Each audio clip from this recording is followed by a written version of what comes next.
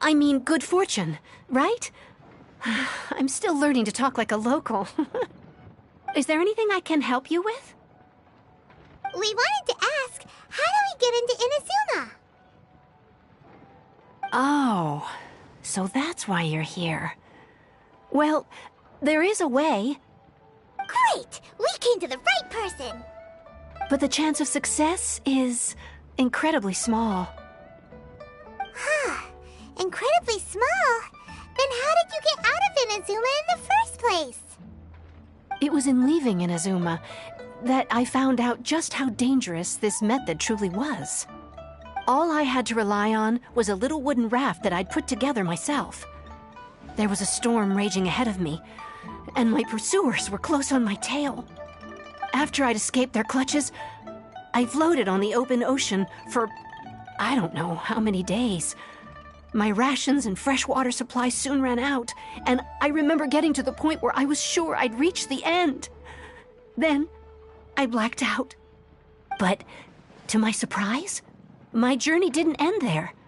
Or to put it another way, a new beginning found me.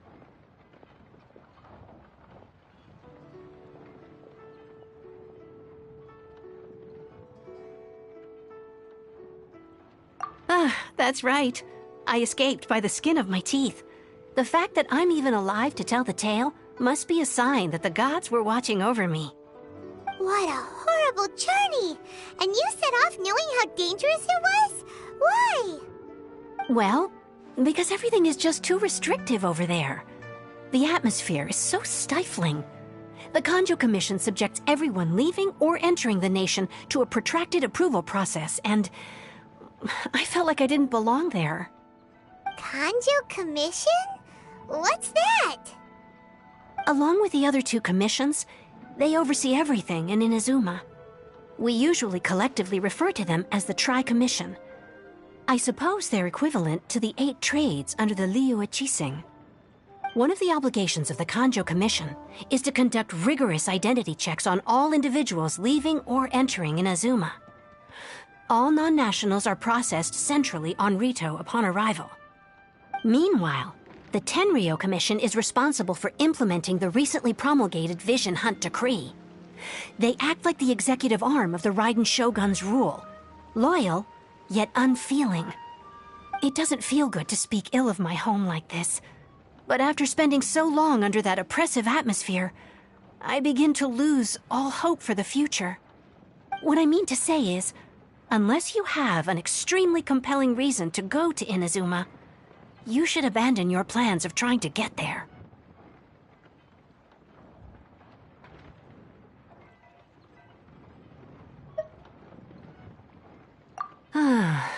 You should know that the sea around Inazuma is engulfed in a perpetual tempest of wind and rain. Supposing you survived that, you would still need to get past the samurai guards that enforce the Sakoku Decree, the closed nation policy of Inazuma. And even if you did manage to find a way, you'd still have to produce the necessary documentation at the Rito Center for processing Outlanders. Otherwise, you'd be kicked out immediately. Seems like they really don't want anyone setting foot in Inazuma, huh?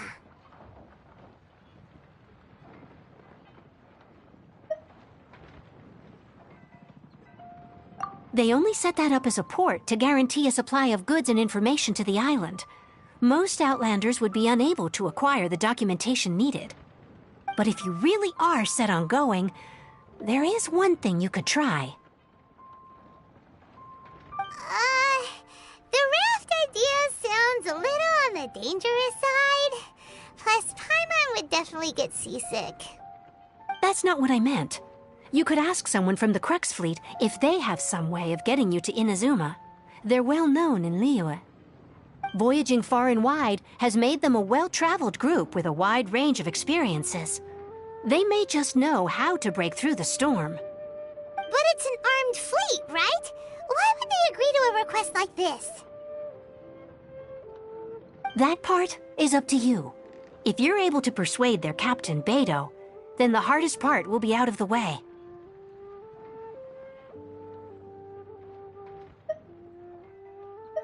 The Alcor is the flagship of the Crux Fleet. I heard that it's currently anchored by Guyunstone Forest on a supply run. This might be your best chance. Then there's no time to lose. Let's go find Captain Beto.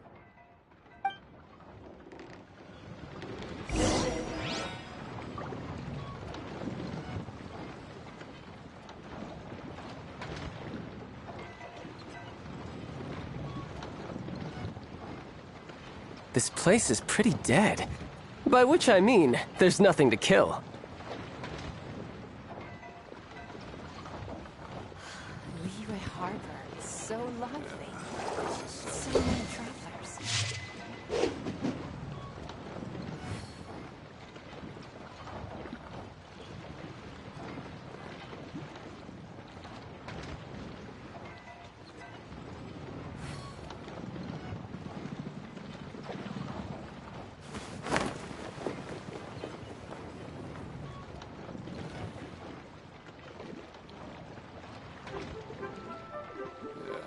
This is so dull.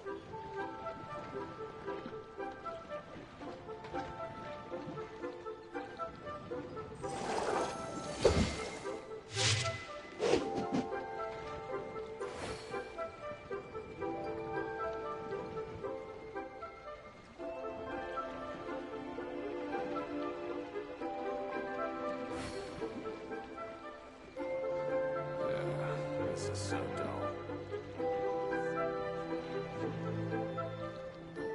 I wonder what the rest of the Harbingers are up to. Plotting and scheming on an ever grander scale, no doubt.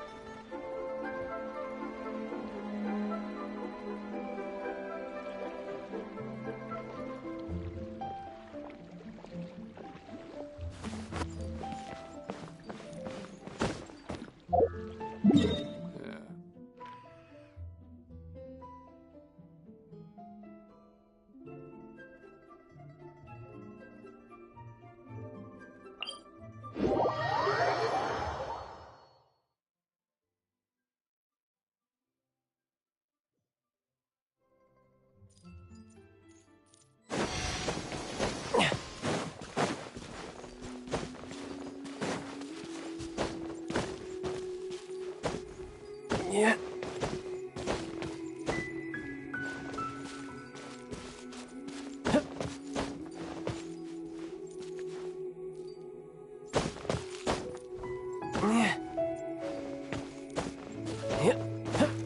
Yep.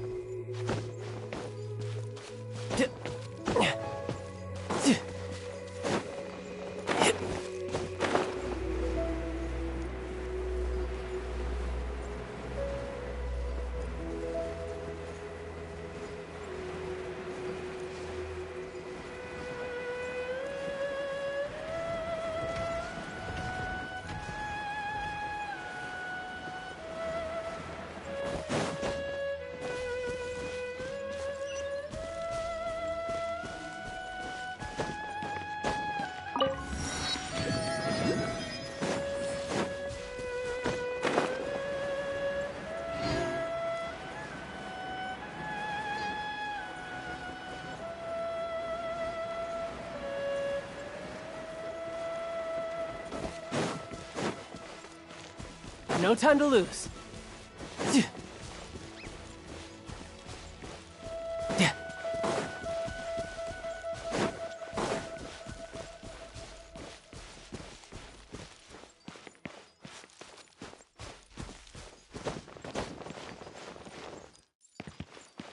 I could get used to this.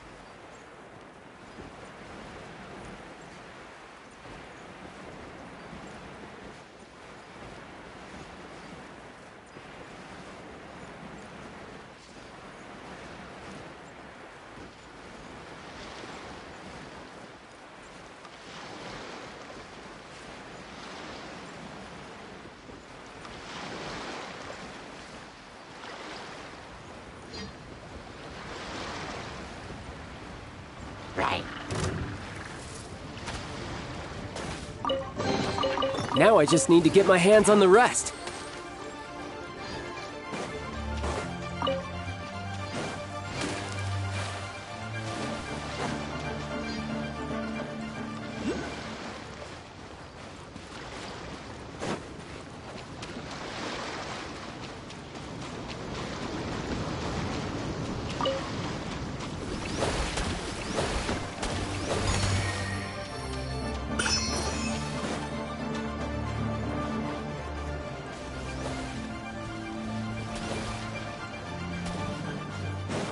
No time to lose.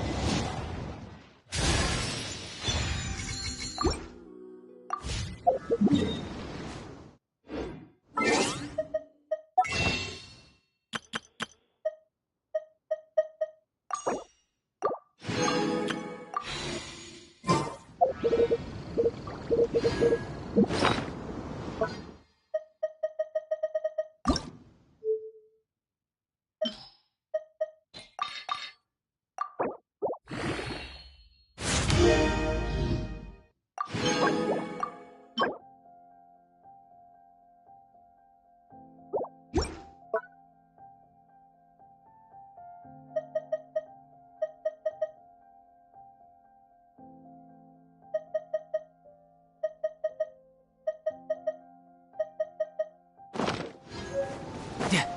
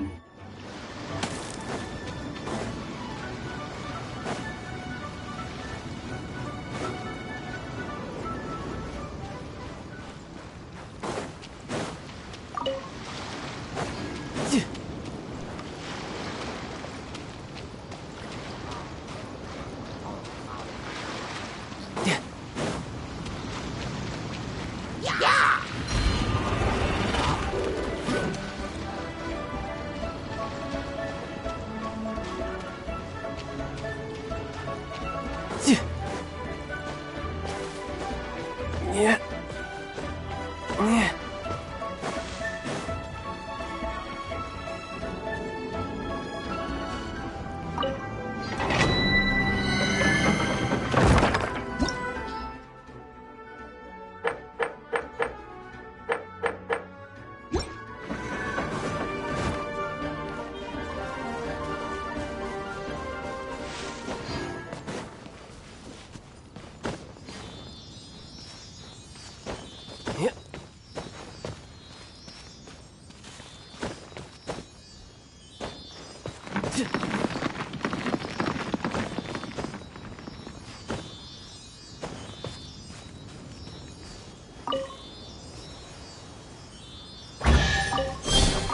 Not bad. Not bad at all.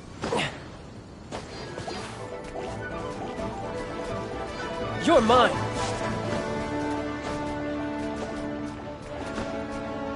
Yeah.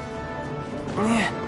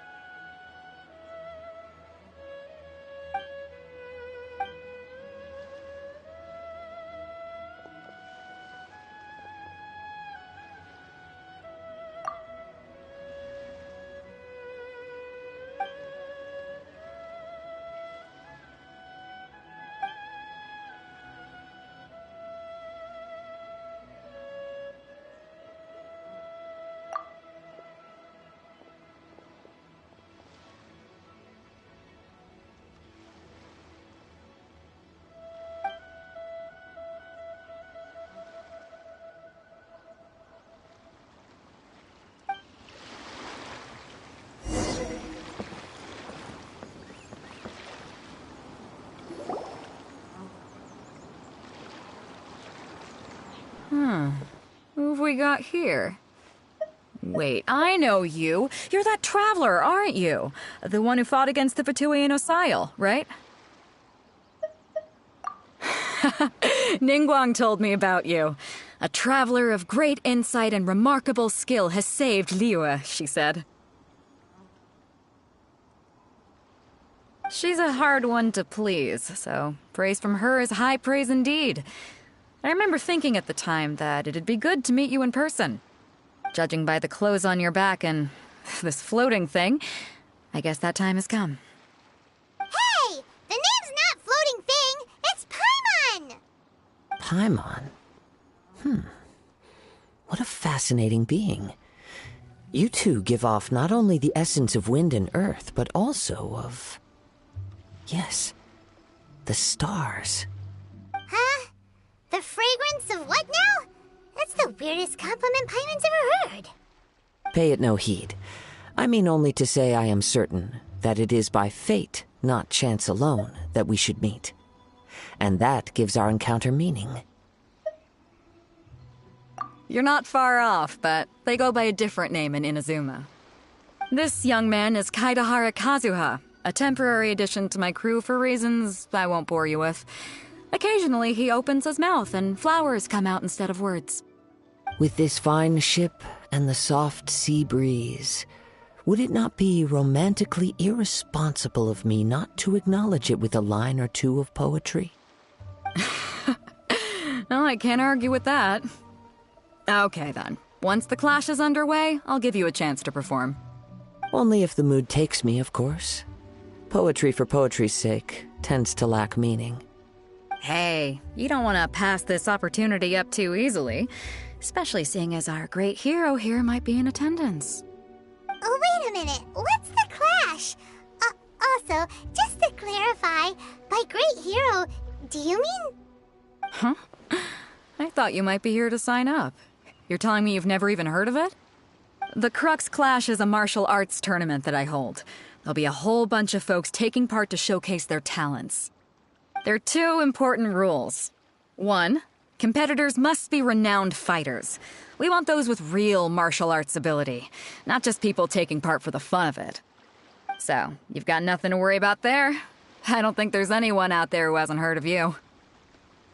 2, you can't take part if you've got a vision. Otherwise, things get a little one-sided. You must be feeling confident, but you might want to watch out. There are a few crouching tigers and hidden dragons lurking around in Liyue.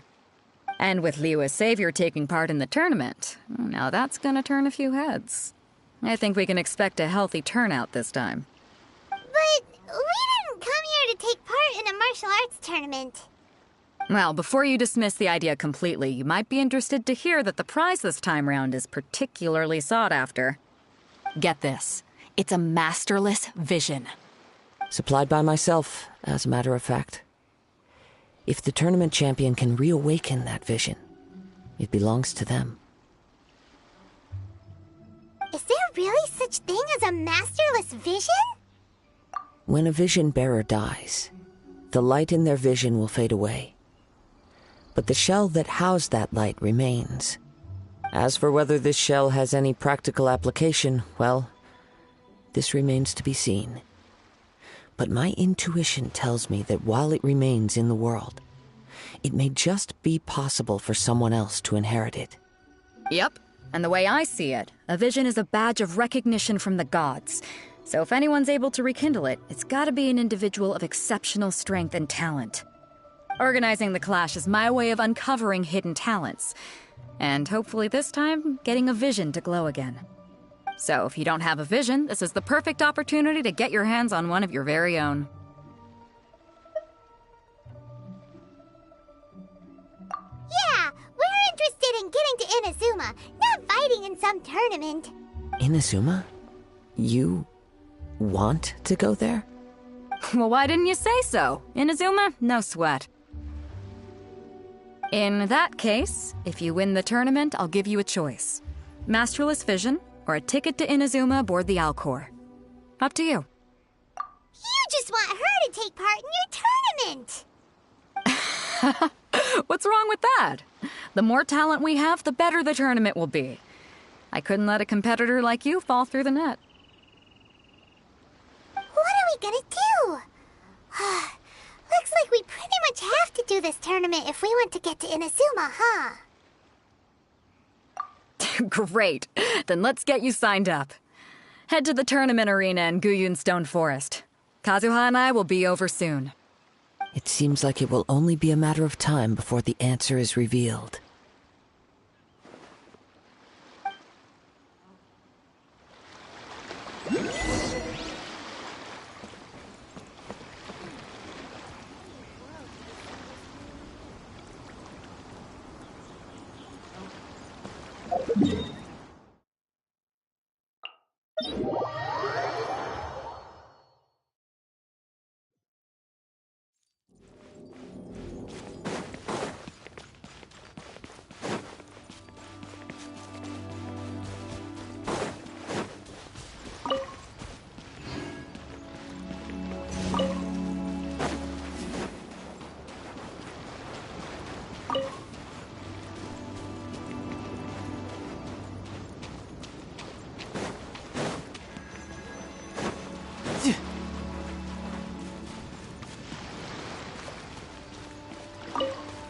No time to lose.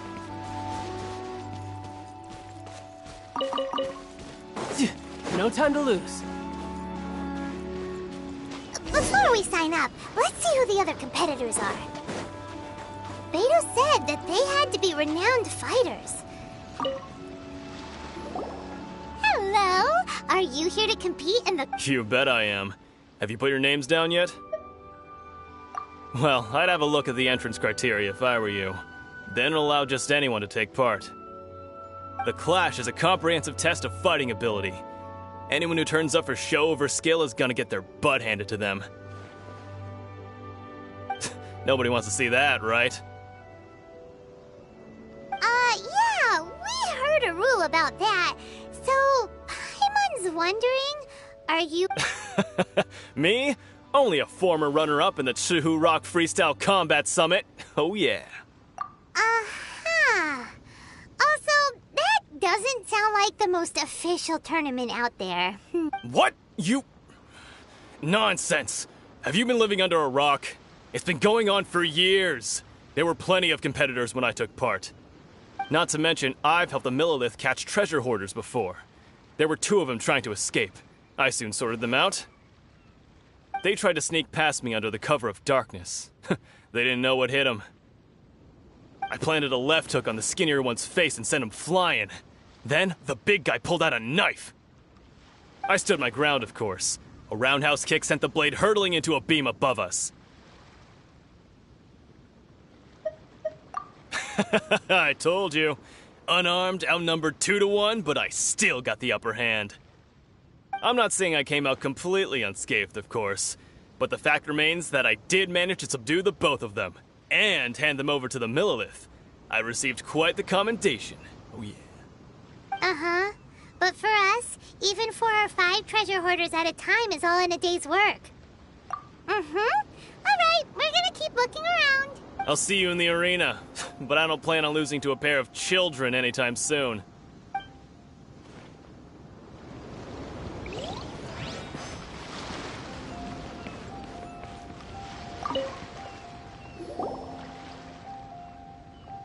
Hi there! Are you here for the Crux Clash too? That's right. Nothing beats real-life combat for honing your skills. That's what our master taught us. But this tournament is more than just a chance to put training into practice. It's also a chance for us to obtain the masterless vision. Exactly. With a vision, we'd quickly become our master's top students. This master of yours must be pretty incredible, huh? Famous? He's the founder of the Lingshan clan, and his skills are unparalleled. Liang and I... You probably wouldn't have heard of it. It was founded quite recently. The clan is nowhere near as famous as the master himself, anyway. He's got to be a grand master or something. He's created many different styles of kung fu, and countless other clans have borrowed extensively from him. To the Lingshan clan, he teaches a special technique known as force dispersal. Force dispersal?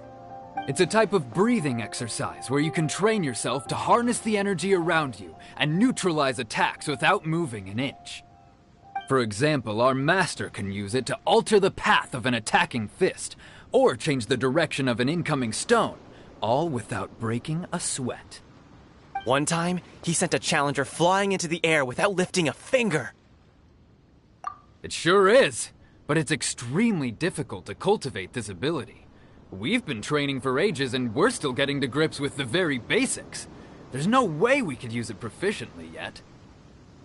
We're clearly not that naturally gifted, or we would have at least gotten the gist by now. If we don't start making progress soon, we'll probably run out of money to pay the tuition fees and still have nothing to show for all our training. There's a tuition fee? Of course! This is a Grand Master we're talking about here. He doesn't have time to waste. If you want face-to-face training, you've got to show you're sincere about it. But here we are, having trained under him directly all this time without even a hint of improvement. Master is getting increasingly impatient with us. Recently, though, we heard that a Vision Bearer joined the Guhua clan and made pretty much instant progress in their training. So, if we can get our hands on a Vision too, maybe we can finally make our master proud. Well, we have to try something new. Otherwise, we're stuck in the same situation. Exactly. It can't hurt to try. And if it turns out it does work, the Lingshan clan will go down in history.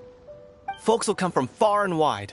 Heck, we could even become the dominant martial arts clan in all of Liyue. See you in the arena.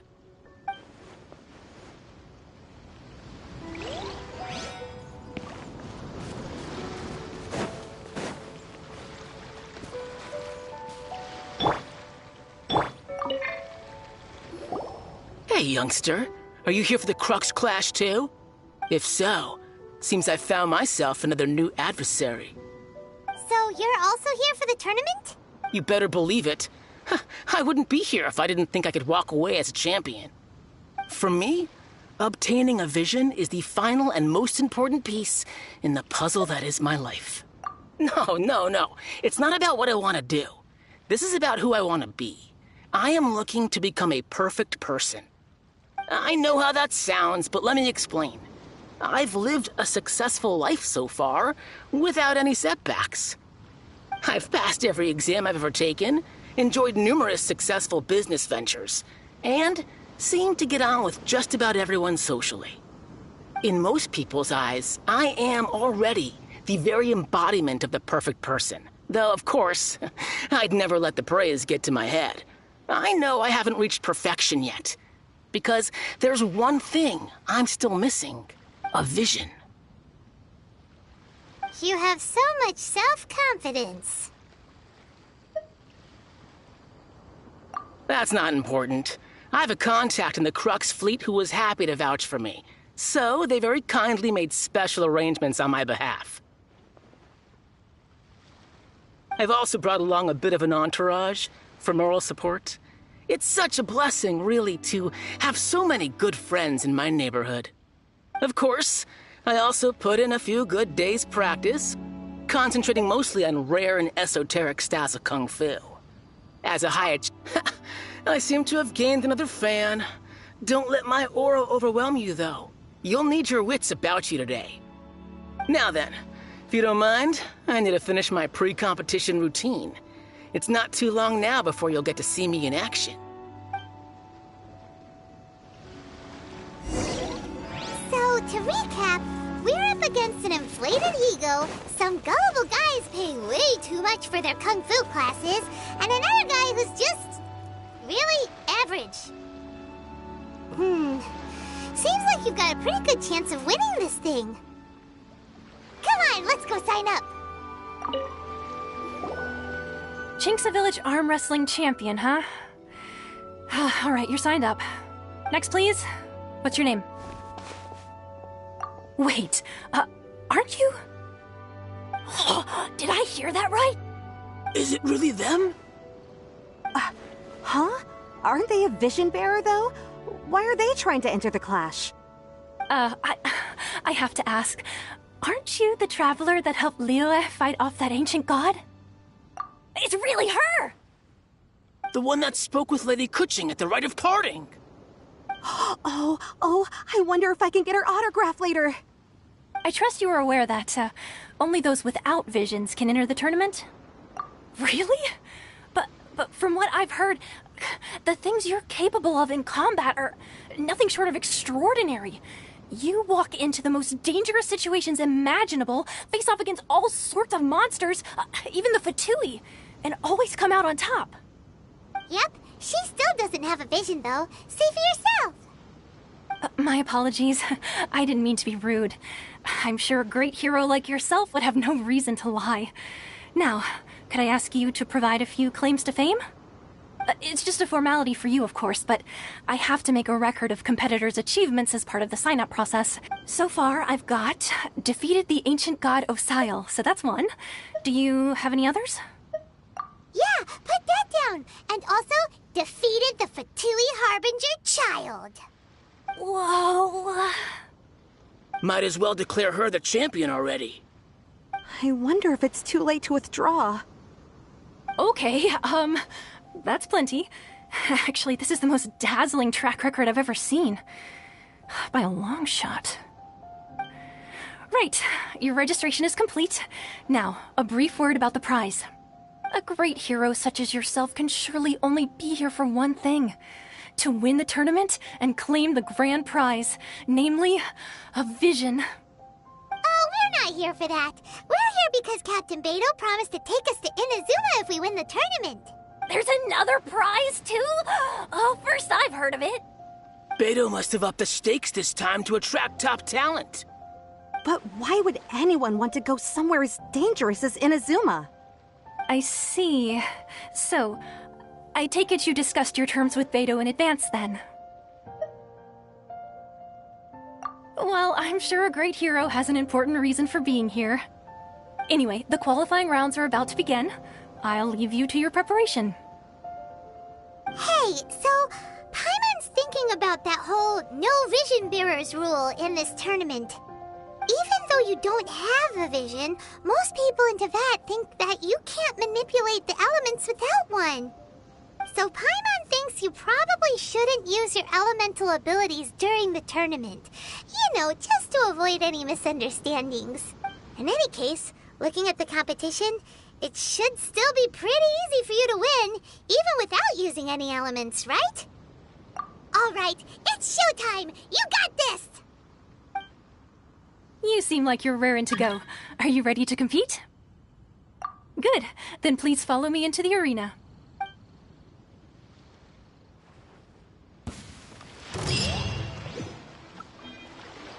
Our next competitor is seen by many as the favorite to win this tournament.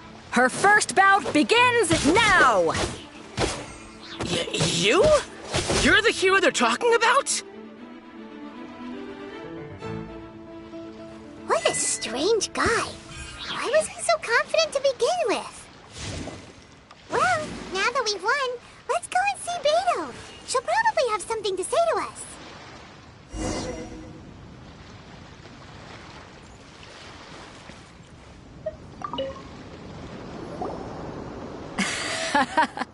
I knew I wouldn't regret introducing you as the favorite. So, what do you think, Kazuha? She totally dominated that guy and did it with style, too. Impressive. But I also observed our favorite exercise some restraint, as if to protect the opponent from serious harm. Well, I fought my fair share of battles, both big and small. And I say, after the show she put on just now, she's more than convinced me of her ability. So come on. We all know you've got a wide vocabulary in there. Can't you spare a word or two to congratulate our up-and-coming champion? All right. Let me think how to aptly phrase these words of praise. You fought well. All right then. I was thinking your inner poet might want to join in the fun, but I guess I shouldn't put you on the spot like that. You know, a lot of competitors came to me saying how surprised they were that Liyue's hero was entering the tournament. And since you signed up, we've had many others do the same, with more than a few top-tier fighters among them. I'm sure lots of them are here to find out how they stack up against you. Well, since everyone sees you as the one to beat, I figure I should start treating you that way too. For one thing, we don't want you wasting all your energy in the early rounds fighting people who are well below your level. Not to mention, you must be itching to fight someone in your league too, right? So, I'm putting you straight through to the semifinals. Huh? But we only just started the qualifiers. Seems like a crazy system if we just skip straight to the semifinals. This is how Captain Beto works. You won't persuade her otherwise. Besides, at your level, you would have made it to the semifinals anyway. Huh. To be fair, Paimon was thinking that too. Alright, I'm gonna watch some more of the tournament. If there's any potential contenders for you out there, I want to know who they are and what they're about.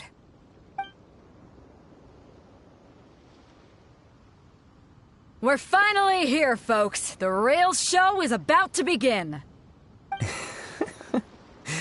The captain seems to have high hopes for this tournament. I have not seen her so excited in quite some time.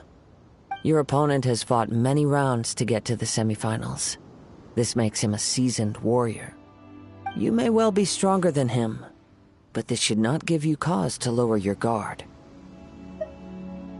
Very well. Show me that you are ready to push through the storm that lies ahead. Alright, that's enough chit-chat for now. The audience is waiting. Go find the crew member that signed you up. She'll take you into the arena.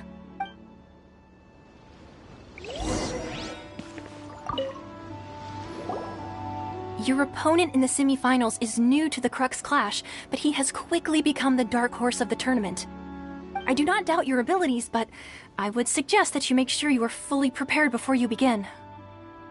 Relax. My girl's at the top of her game. She ain't gonna lose. Okay, follow me.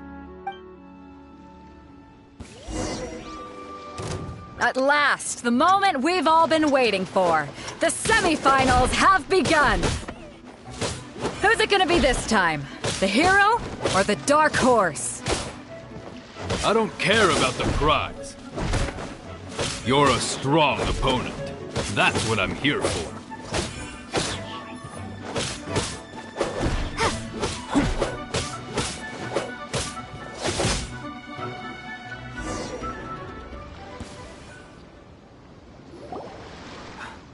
I'm sweating all over.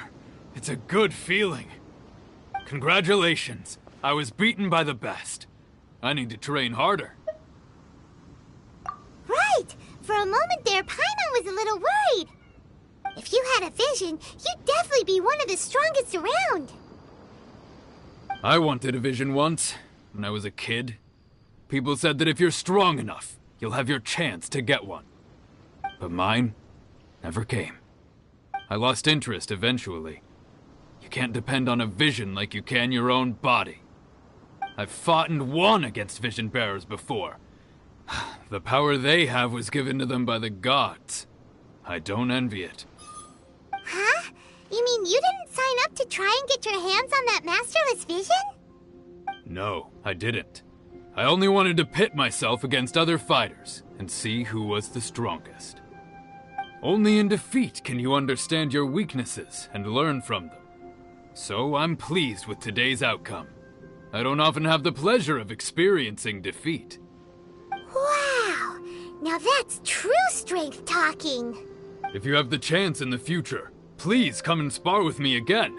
I will be stronger next time. By the way, do you know who else made it into the finals?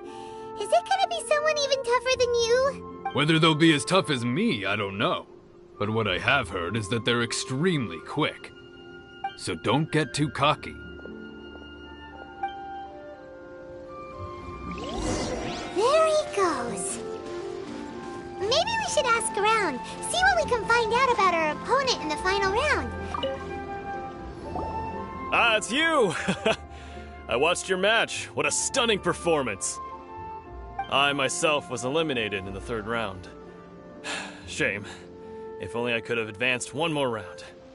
Maybe next time, huh? By the way, do you happen to know who else advanced to the final round? Why, yes. He's the same one who defeated me. He is a formidable opponent, quick on his feet and swift to take advantage of his opponent's missteps. I faltered for but a brief moment, but before I knew it, he had me on the floor. Given my stature, I have no fear of squaring off with physically strong opponents. But faced with a nimble, agile opponent such as him, I found myself completely out of my league. Still, I'm sure he'll be no match for you.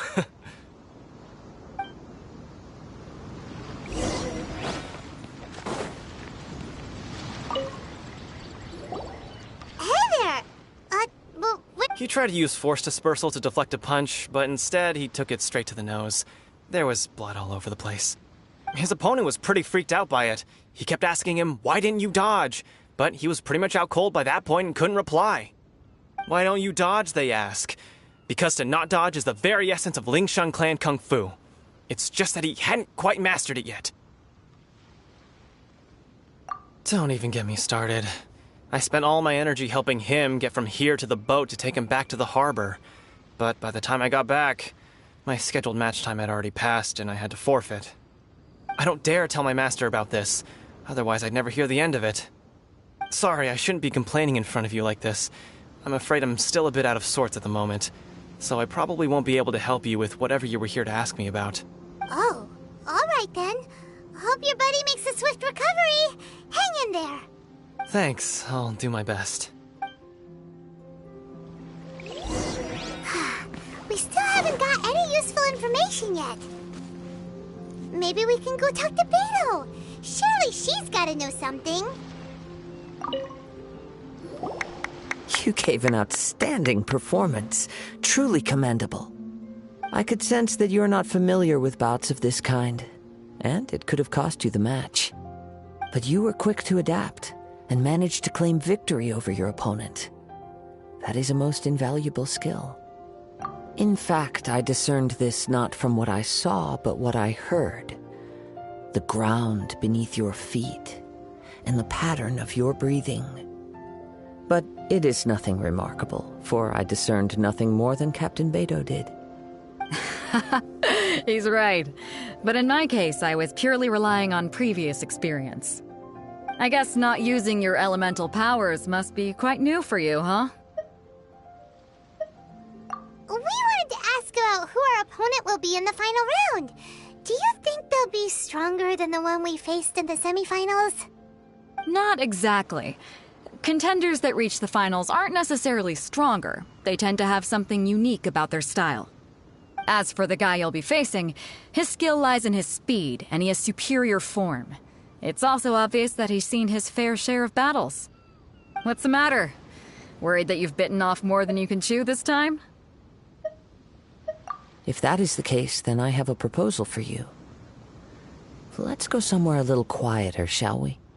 I haven't properly introduced myself yet. In the land of Inazuma, I was a wandering samurai. Yeah, we could tell that from your getup. But at the same time, when you talk, you don't really sound like someone who's used to waving a sword around.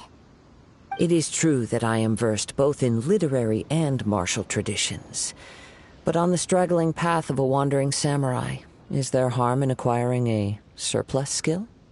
I do not mean to flaunt my martial prowess, but I myself have witnessed reputable fighters hailing from across the lands. I do possess some knowledge regarding your opponent's particular skill set. Given your talents, a few hints from me will be all that's necessary to bring your opponent down. Hang on. Don't you think you're bending the rules a bit there? Gathering intelligence is an essential part of any duel. You must know your enemy. Besides, our favorite here has fought many battles on their journey from Mondstadt. Such impressive feats require more than just bravery alone. You betcha! Wait a second. We never told you that we've been to Mondstadt. Does one not leave a trail when traveling through the wild? In return, nature also leaves its traces upon you. However, there is only so much that can be discerned from these traces. I sense that many things about you elude me still. These are the things I am curious to know about. Come with me. Some post-match entertainment is in order.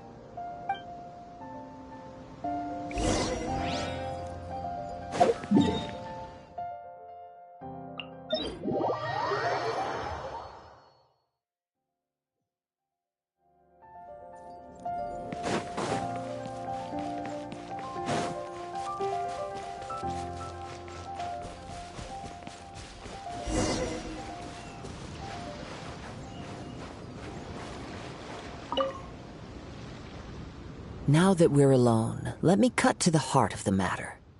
You are skilled in manipulating the elements, and not just a single element, but multiple. Is that correct? Paimon knew that you were hinting at something from the moment we met. You've known all along. That's right. If the other contenders were to catch wind of your elemental abilities, let's just say it would cause some unwanted misunderstandings. If I'm not mistaken, you share these considerations, given your reluctance to use elemental skills even in the heat of a match.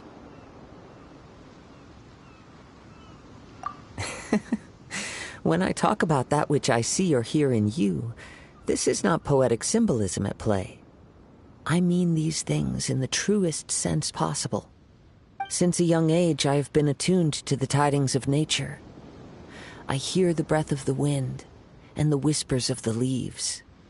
It is things of this nature that I also hear from within you. Nothing more. As crazy as all that sounds, somehow Paimon still believes you. My humble abilities are negligible compared to your incredible feats. To think a human could wield the elements without a vision, and not to mention your incredibly complex scent, like that of some mysterious being. Hey, stop evaluating us based on our smell! It's weird! Could you perchance enlighten me as to how you managed to obtain your combined elemental abilities? Extraordinary. So then, might I be so bold as to inquire how exactly it is that you learned to channel elemental energy and even wield it in combat?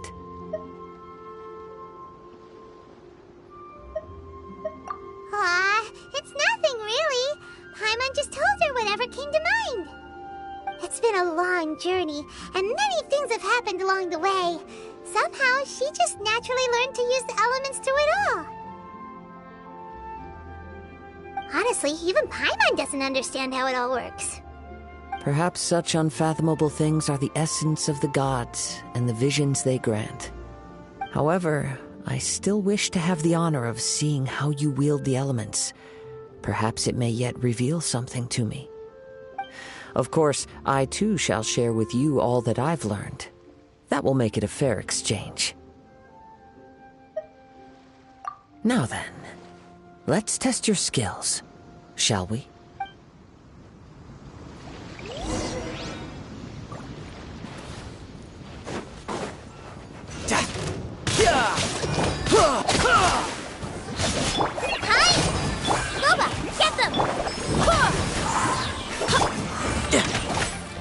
Riptide!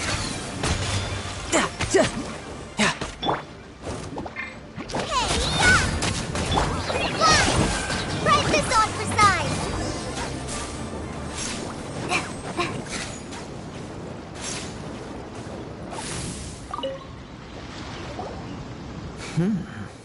Your skills in battle are truly beyond reproach. Even with your opponent's speed, he shouldn't be able to overwhelm you. Your opponent is skilled at controlling his breathing and maintaining balance, which enables him to execute moves that many would find impossible. He relies entirely on the element of surprise to defeat his opponents. In other words, as long as you remain mindful of his ability to detect weak points, then his attacks should pose no threat to you. Please, save your thanks. If anything, I should be thanking you for the opportunity to witness your command of the elements that defies all known principles. The world is a truly mysterious place, it seems, and one will always encounter that which is still unknown. You seem kind of obsessed with visions, but don't you already have your own? Why are you so intent on exploring the connection between visions and the elements? I desire to know what meaning visions have to the gods, and what influences the gods' decision to grant humans these visions. My apologies. You must be completely in the dark regarding such matters. For allowing me the honor of witnessing your mystical ways, I am willing to answer any questions you may have regarding Inazuma. So that's what you're curious about? Then allow me to tell you more. As you well know, a vision hunt decree is currently underway in Inazuma. Visions are a gift bestowed by the divine. People that have accepted this gift are now having their visions confiscated inexplicably, sometimes in circumstances that leave their original recipients dead. In the outset, supposing each of the 7 Archons had their criteria for granting visions to living beings, then does the current Elektro-Archon now doubt these criteria, or even the act in and of itself? Not to mention, with no new Electro-visions having been granted for such a long time, it would seem that we can infer something of the Raiden Shogun's feelings on the matter. She sounds less like an Archon and more like a tyrant. As far as I know, she is an Archon that pursues eternity. She will relentlessly carry out her will with no regard to what others may think or feel. Liyue's contracts are meant to benefit all who reside within Liyue. But what does Inazuma's pursuit of eternity bring to its people? It goes without saying that the people locked within Inazuma do not fare well these days. Sounds a lot like something the god you encountered in the beginning would do. Oh? Have you encountered the Elektro-Archon before? With time, we will change. But the Shogun will remain the same. If you wish to find her, she will forever be there. There will come a day when I too shall wish to understand the answers to eternity from her. Ah, the time for your match is approaching. Oh, right! We got so distracted talking about Inazuma that Paimon forgot all about the tournament! If you have no other matters to attend to, then we can return together. Very well. Let's go. I wish to see who will...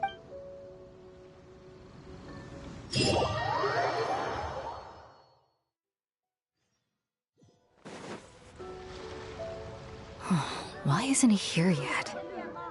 Never mind. We can start by making your entrance first. Everyone, listen up! Your attention, please!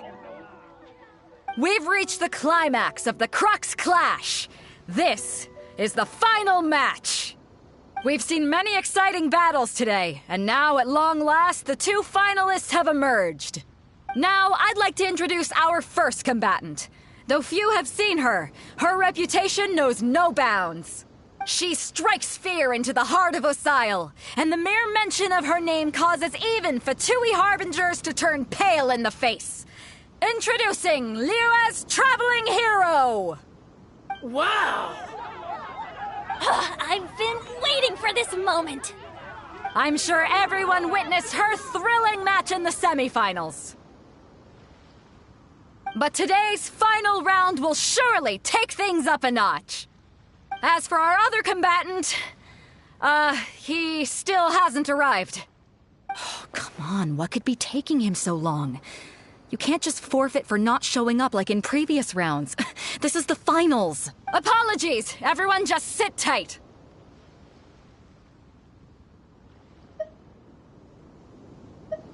We've got no other choice. If he doesn't show up, we'll just have to postpone the match. Wait a moment. Something doesn't seem right about this. Captain Beidou, perhaps we should check on the prize. Traveler, come with us.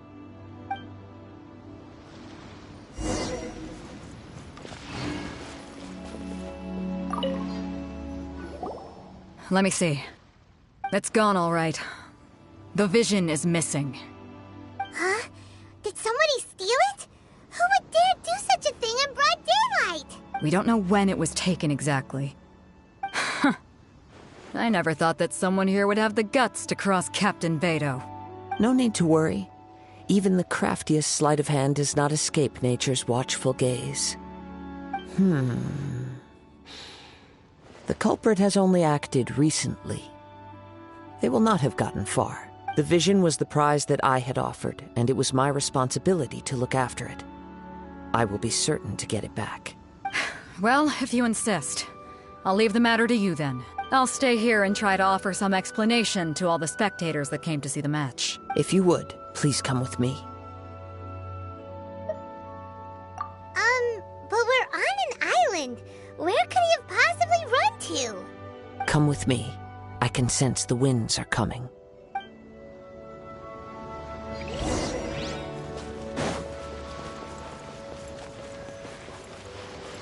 Huh? A wind current? The winds have come at an opportune moment. Let's seize this chance. Ride the winds upward. From there, we can continue our search for clues.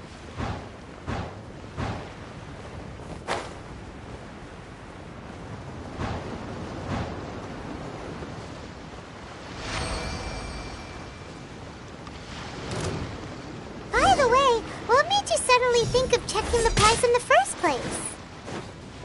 I heard it the moment it was stolen. The winds are guiding us forward. The culprit is on the opposite shore now.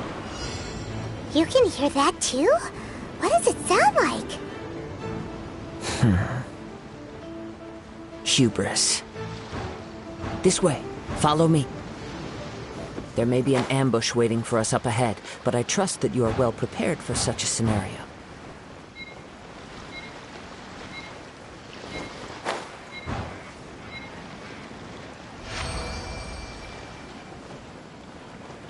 Hoarders, they're here! Get them! Treasure hoarders, just as I expected. In which case, please stand back.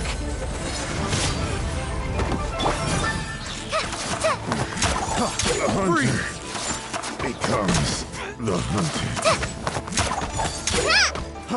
Freeze!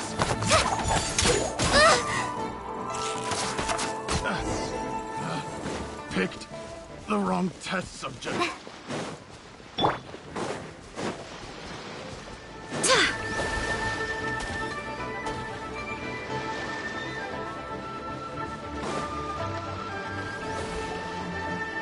You caught up with me? How is that possible? I had even prepared a boat to ensure a quick getaway, and still you caught up to me. No boat could ever match the speed of the wind. The wind? What are you talking about? Oh, I get it. Your vision.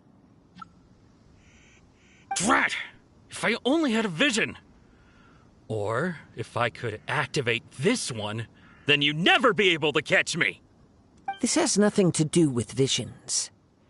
You may be skilled at vanishing from a crowd, but it seems you know precious little about how to conceal yourself from nature's gaze. Additionally, your chosen escape route was flawed for reasons that are too numerous to go into, and on top of that, I could hear your boasting and proud laughter in the wind as I was pursuing you. In other words, you failed to meet any of the basic criteria for a grand heist, namely speed. You... But most disappointing of all is the state of the vision in your hand. It appears that the vision doesn't respond to human desire indiscriminately. Fine. I admit it. I've had my eyes on this vision for quite some time now. I decided to register after hearing that this fighting contest was full of a bunch of lousy fighters. I fought my way to the finals and... Aha! So you were supposed to be our opponent! I'd intended to win the contest through skill alone all along. But then you showed up. After watching the semifinals, I knew that I didn't stand a chance. But I wasn't about to give up on the vision so easily after coming all this way. Since there was no use in trying to face you in the match, I decided to put my skills to good use while everyone's attention was on you and Beto. I was convinced I prepared thoroughly for my escape, but somehow you still managed to catch up to me. After all I went through to get it? I think not.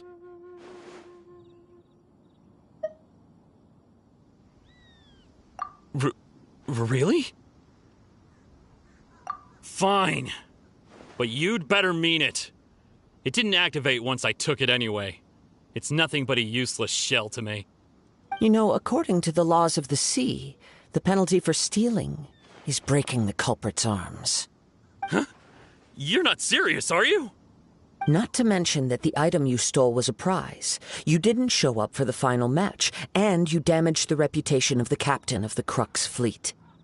It seems that it would be only fair to brand the word thief on your forehead with a hot iron.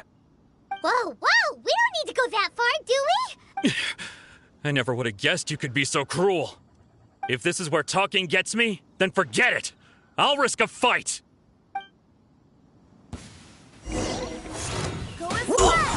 wind! Hear me!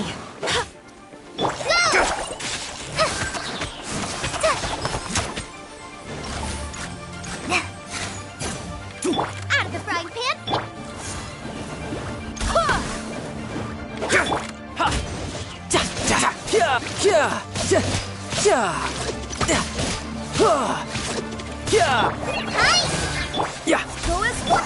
Just you watch!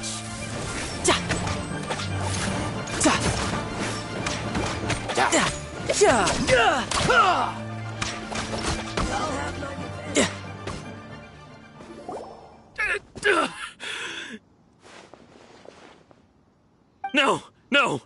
Do what you want, but please, don't brand my forehead, please! He has persevered to the bitter end, and now death looms near. Yet still the gods do not bestow their favor upon him. Put down the vision and leave. I've changed my mind. No. Huh? What's wrong? Are you asking for more punishment? It's up to you. Such willingness is commendable, and fits the way of the samurai. No need for that. Thank you for releasing me. You truly are generous. Huh? Paimon doesn't get it!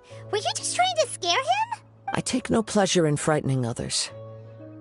I was just testing all possibilities while the vision remained in his hands. When people are forced into a corner, that is when their greatest strength will appear.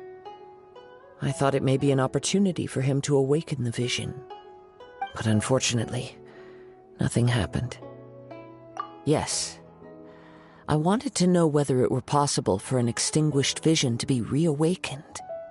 From the moment he stole the vision, I decided to use him for this experiment. I've tried many other methods in the past, though few tales tell of a masterless vision reawakening. After seeing you command multiple elements, I figured that nothing is impossible. Come, why don't you give it a try? Let's see if you can give me the answer I'm hoping for. The vision didn't seem to respond at all. I see. So you are also unable to rekindle the vision. No matter. This was expected. I suppose this vision is still mine to take for now. Yeah, what's the story behind this vision anyway? The story begins with an old friend. He was once a good friend of mine. One day he asked me about a sword art of which he had heard, the Musono Hitotachi. I told him it can only be witnessed when divine punishment is administered. It is the pinnacle of the Raiden Shogun's skill, a symbol of ultimate power. But he replied, there must be one who can withstand it. There will always be those who dare to brave the lightning's glow. Then, the Vision Hunt decree arrived. People's aspirations were stripped away as the Raiden Shogun began to construct her ideal of eternity. While I was fleeing from place to place, I heard that my friend had challenged the Vision Hunters to a duel before the throne. A solemn yet brutal challenge. The defeated face divine punishment, while the victors gain a second chance. Perhaps he thought he of all people should make a stand. Coming face to face with the Musono Hitotachi was all that he truly desired, after all. When I arrived at Tenshukaku, the duel was over. I heard his sentence of divine punishment, his severed blade hitting the ground. Perhaps that was the glory he had yearned to witness. In his last moments, what expression was on his face? Before I knew it, I had stepped forward and snatched the dying vision and was running from the scene. All I knew was that I mustn't let his hope, which burned so brightly, become buried among the ice-cold statue of a god. Perhaps one day, I may come to find that all I have done is meaningless. But as a wandering samurai, I find meaning in traveling and the sprawling beauty of nature that lies along the way, while still retaining the warrior way in my heart.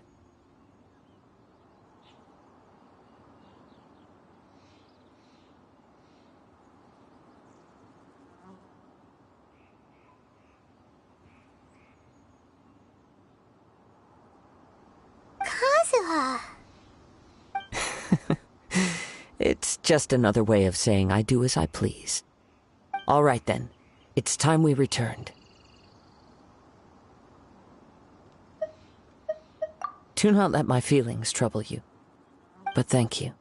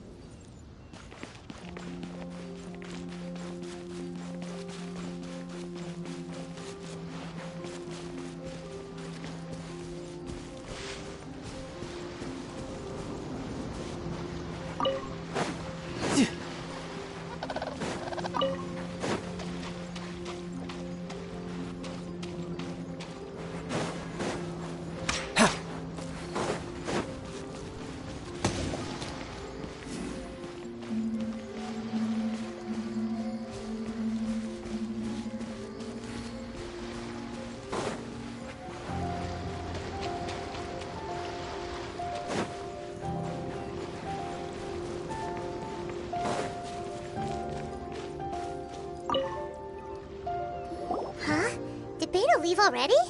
Maybe she went back to her ship.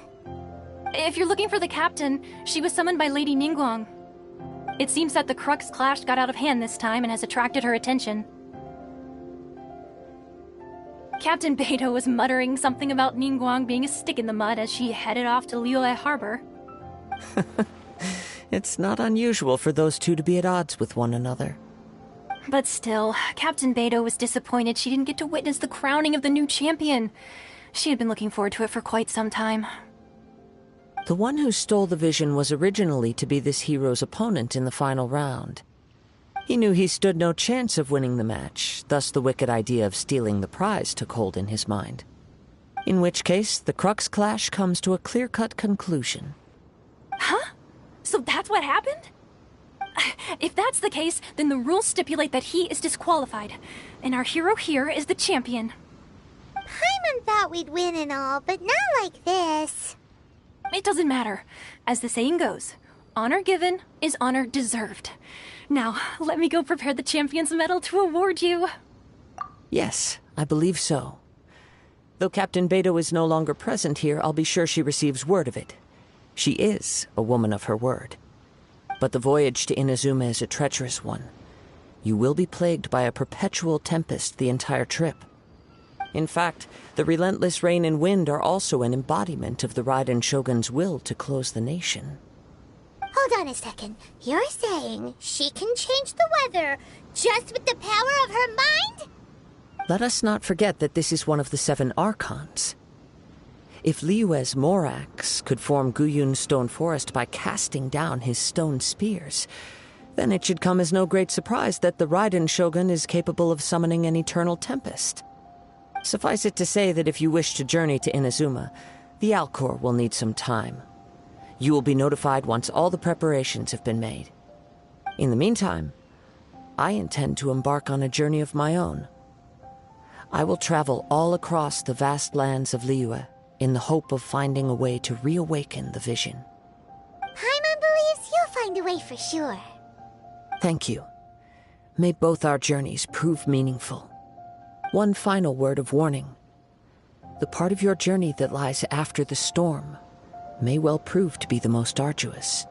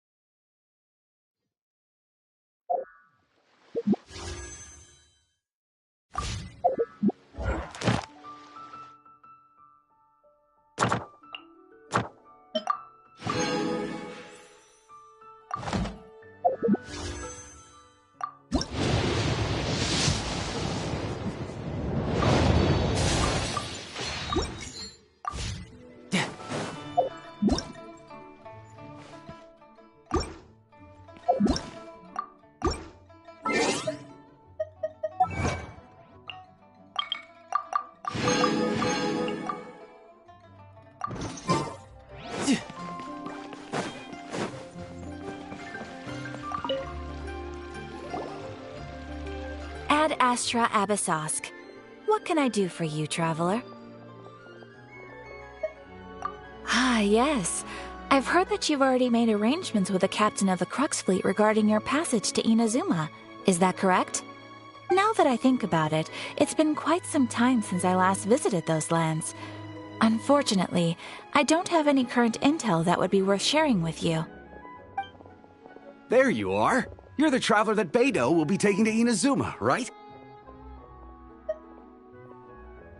The fleet is nearly completed reprovisioning. Once the crews have taken a head count, we can get underway. Captain Beidou sent me to come get you. We'll weigh anchor as soon as you're aboard. Seems Beidou is the captain of her word. Of course! There are many things that the captain insists upon. I'm sure you'll see for yourself once you're on board. So you'll be heading off then? I suppose congratulations are in order. Whether the journey before you leads to the heights of the heavens or the depths of the abyss, each step you take is another achievement. Until we meet again, Ad Astra Abyssosque. Oh, it's kinda hard to say goodbye now. We practically see each other every day.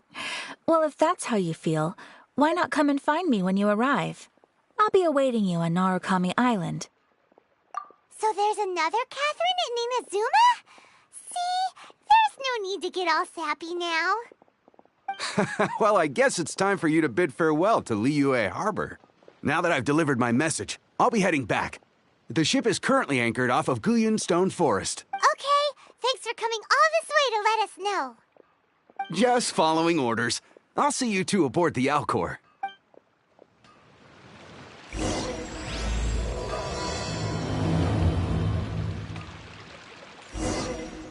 Yep.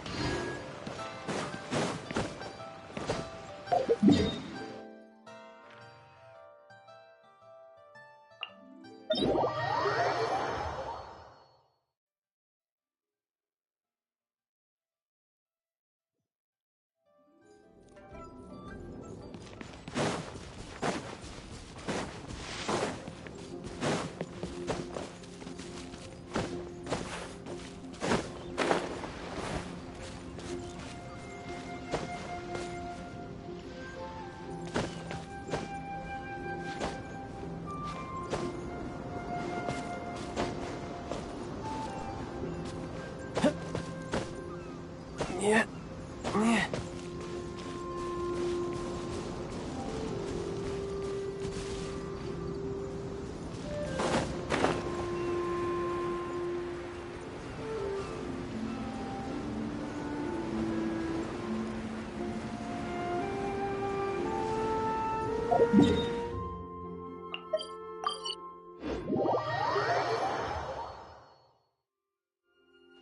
No time to lose.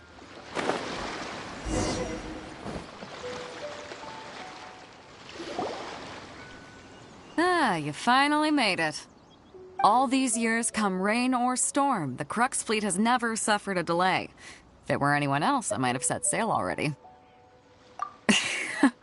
Don't look too serious, I'm only joking. You're just on time. The crew have just finished making final preparations. Well, now that everyone's here, we set sail for the land engulfed by storm and tempest. The nation of eternity. Anchors away!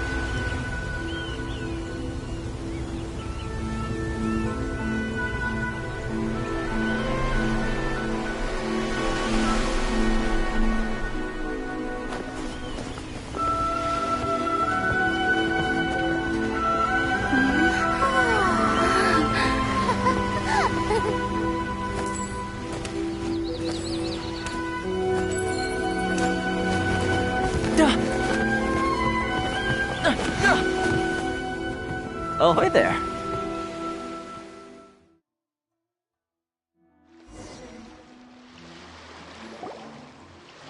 So, you finally made it. You sure kept me waiting, Captain.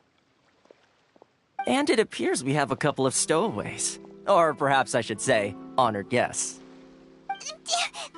Shush! You can blame your almighty Shogun. The tempests around Inazuma have been growing all the more fierce lately. Though the fleet was fully up to the challenge, the inclement weather still caused some delay. Now then, let me introduce everyone. This is Toma, a trade partner that I've gotten to know recently. You don't know how long I've been waiting to see you. Toma, these two are... Oh, no need for introductions. Their reputation precedes them. Seems even the stormy seas can't keep rumors of these Outlanders' sterling deeds at bay.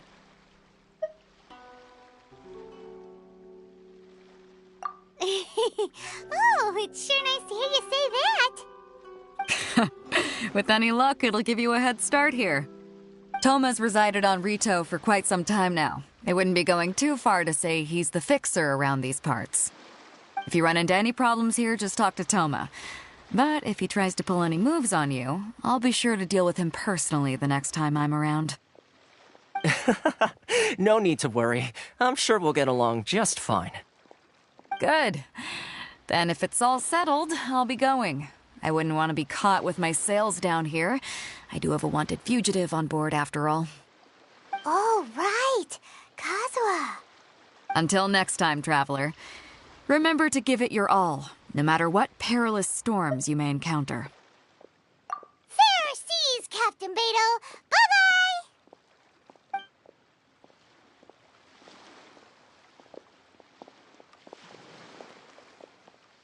Now then, first things first. We need to go get you registered at the border checkpoint. Paimon thought we were supposed to be keeping things on the down low. Are we just gonna walk into the government's hands? Don't underestimate the reaches of the Sakoku Decree. You wouldn't be able to avoid inspection even if you tried. So we have to play by the rules, even if we're kind of bending them.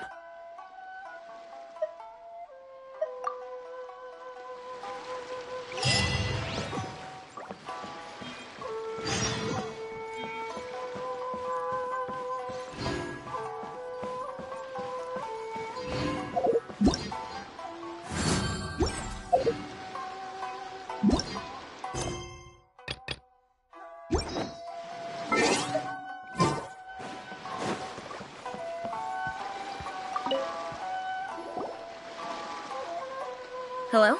Please state your name, identity, and the purpose of your visit. Oh, except you, Toma. You must be new here. Excuse me? Please provide the information requested and also declare any goods you are carrying with you. Oh, well, I'm sorry. We cannot approve entry for purely personal reasons. So, unless you have a valid reason for visiting in accordance with the rules... My apologies, but I'll have to ask you to... Here are the entry papers, for your kind perusal. What? Ugh, take your time. No rush or anything. I just wanted to see what you'd say. Sorry about that. I see. Okay. Your papers are all in order. Welcome to Rito. Whew. So, where do we go next? The Outlander Affairs Agency. They only check entry permits here. If you want to remain on Rito, there's a process you have to go through with them. Sheesh. So it is super strict, just like everyone says. Well, let's not forget that to everyday folk in Inazuma, people from everywhere else are referred to as outsiders. As the word suggests, Outlanders aren't very welcome in Inazuma with the Sakoku Decree in force. Not even on Rito, where they've established an outsider settlement.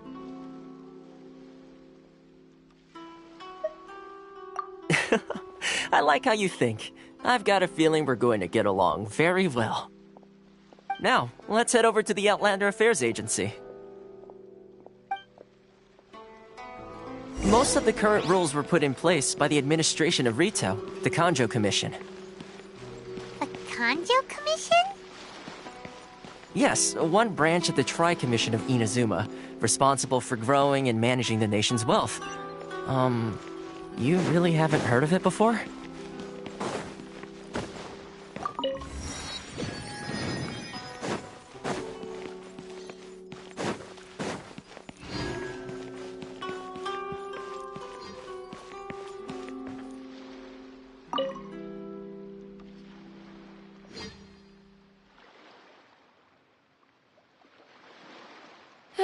You've completed the entry procedures, yes? And now you want to apply for residency? Both of you?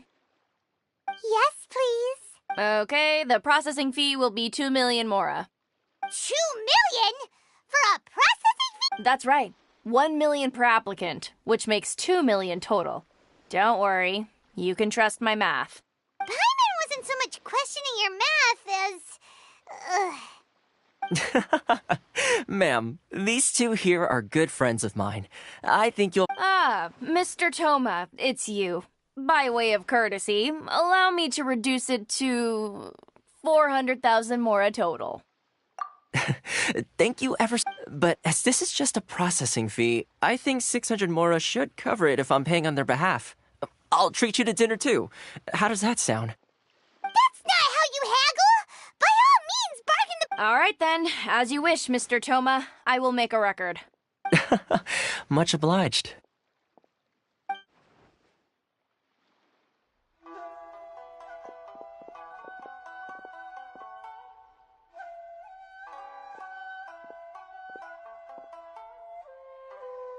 What? She went from 2 million down to 600? There's something seriously wrong with people's sense of finance around here!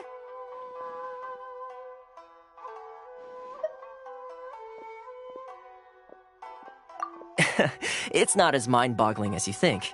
Processing fee is just a figure of speech. The way some here at the agency see it, the fees are easy money, so it becomes a question of how much they can make. So when the day comes that some poor merchant from overseas with more money than sense gets stuck here and needs to apply for residency... Then they'll milk them for all they're worth! Exactly. It's at times like this that having a local friend really comes in handy. Yes, but when you're an outlander in Inazuma, far from home in this closed nation era, there's very little that can be done about it.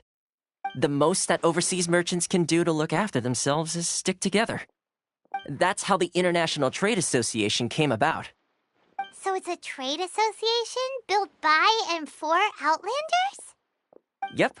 And as well as advancing commercial interests, the association provides help, support, and structure for Outlanders trying to survive on Rito. Essentially, it's an association devoted to both commercial excellence and survival skills. Sounds like just staying alive is an achievement when you're an Outlander in Inazuma. I see. So this is the real purpose of your trip. Yes, given that you are Outlanders, it's certainly a lofty aspiration. After all, the Raiden Shogun is the most exalted and revered one in all of Inazuma. She is a deity who reigns on high, while all other life gazes up in awe. Huh. I was going to say nothing is set in stone when it comes to who you'll encounter in this world. Who's to say you won't happen to run into the Raiden Shogun one day after lunch? Uh-huh. And is that likely? Okay, I'll give it to you straight. I know of a way to introduce you to the Raiden Shogun. Really? Wow, the Rito Fixer's been... I mean, it will take all the resources I have at my disposal, but it can be done. However, before we get there, connections come at a high price, you understand? Not you too! No. In this instance, when I say price, I'm not talking about Mora. In fact, there's no real cost as such. It's just that if this is something you really want, you'll have to agree to help other people solve some of their problems first. I like to do things in a way that keeps everybody happy. It's my own personal rule for dealing with situations like this. Sounds very reasonable to Paimon. You're the man in the middle, so you... Why do I get the feeling you're making me out to be some sort of crook? Never mind. Here's the situation. As I touched upon earlier, the members of the International Trade Association are constantly struggling to survive. Recently, things seem to have gotten more difficult than ever for them, so just go and check things out. See if there's any way you can help. The head of the association is called Caricio, and he's a good friend of mine. Go talk to him. I'll wait for you here.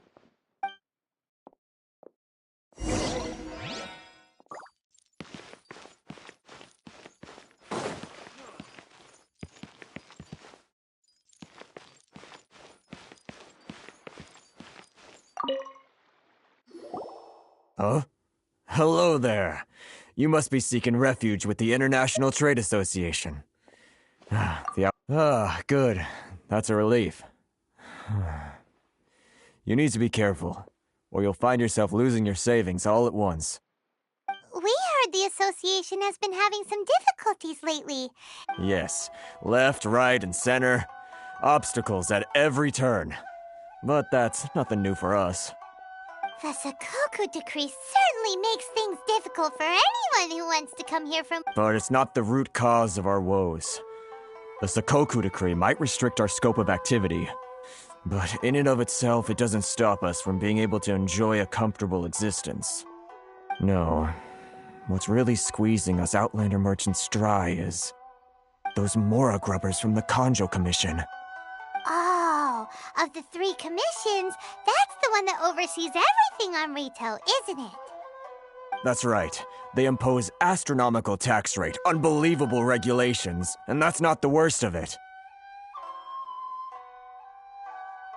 They just issued a new tax decree recently that, for some reason, completely changes the way we pay our taxes. It used to be Mora, but now it's something called Crystal Marrow. Crystal Marrow? What's that?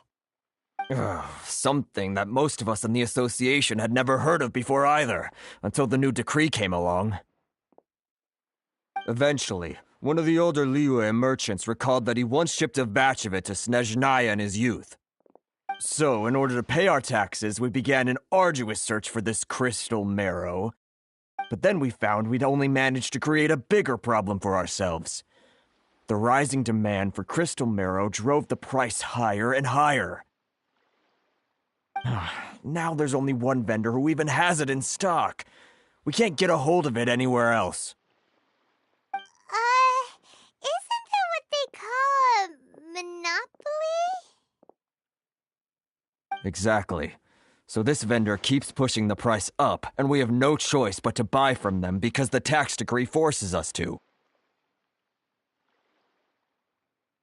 It's a vicious cycle. The consequence of which is that our taxes will soon exceed our profits.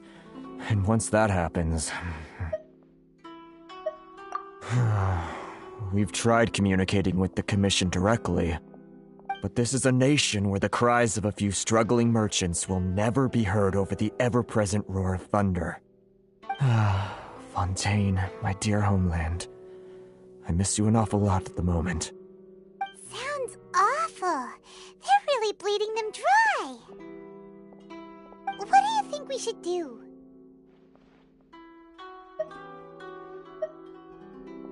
But Carisu's the head of the association, and even he hasn't had any luck. Not to mention, we're Outlanders too. Right. And besides, I think this may well be the fate they've ordained for us. Okay. Well, we could try tackling the problem by going to the other party involved. That vendor... I've actually done business with him in the past, but after a point he stopped contacting us. I have no idea where he sources the stuff. Well, it definitely sounds like he's being unfair. How do we find him? We could go talk to him and see if he lets anything slip. Hey, that's a pretty good idea. Since you're not affiliated with the association and you're new to Rito, he may just let his guard down. If I remember correctly, our usual meeting point with him is under a tree by the coast in the residential district. See if you can find him there. Got it! We're on the case!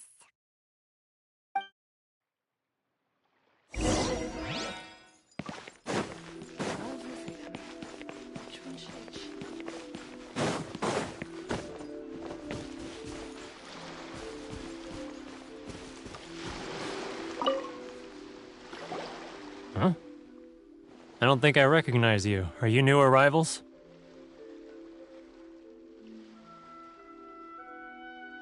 So, what do you need with me? The sheer nerve. You don't go around asking questions like that. If I gave you my sources, I might as well hand you the whole darn business. Trade secret. Got it? You know what trade and secret mean, right? This guy's got a bad attitude.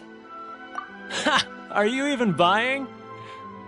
Oh, I see what's going on here. Karisu and his associates sent you here to try and plead their case, didn't they? They're wasting their time. The price is non-negotiable, not by a single Mora. Hey, what's your problem? Get out of here, go on. Tell them they're lucky to be buying from me in the first place, and they ought to be more grateful. If it weren't for me, they'd be in seriously hot water. What are we gonna do? There's no talking to this guy. Good idea.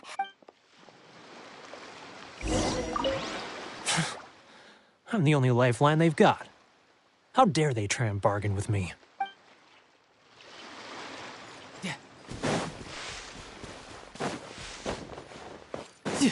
No time to lose.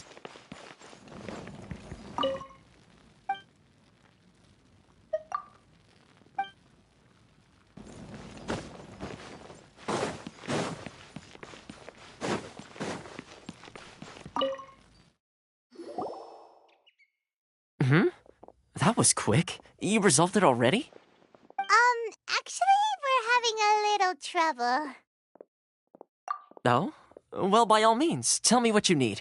I'll help as getting you to go fixing things when you've only just arrived is quite a demand. Oh, that guy? I'm familiar. He used to be a bit of a sorry sight, selling shells that he collect on the beach just to get by, but he seems to have suddenly shot up in the world recently. I can only assume he must have found himself a patron after leaving the International Trade Association. Huh. You're saying he used to be a member of the International Trade Association? So he's an Outlander too? Yes. Couldn't you tell when you spoke to him?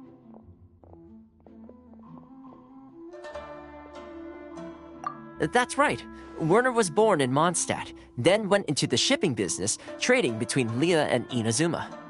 When Inazuma closed to the outside world, he was one of a group of Outlanders that ended up stranded on Rito. What a bummer! The International Trade Association was initially very generous to him, but over time, with decree after decree, the association members found it increasingly difficult to make ends meet. So he left the association and turned his back on them. I'm sure it's more nuanced than that. I believe even the most ungrateful and cold... Really? Is that all you need to know? Well then, it sounds like you may have found a way in with him.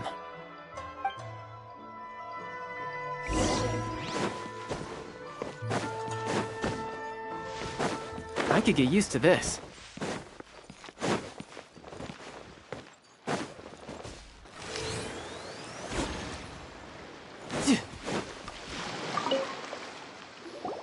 What are you doing back here?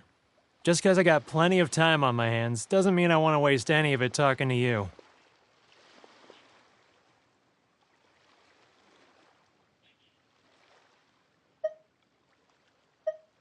Huh? Where's this coming from?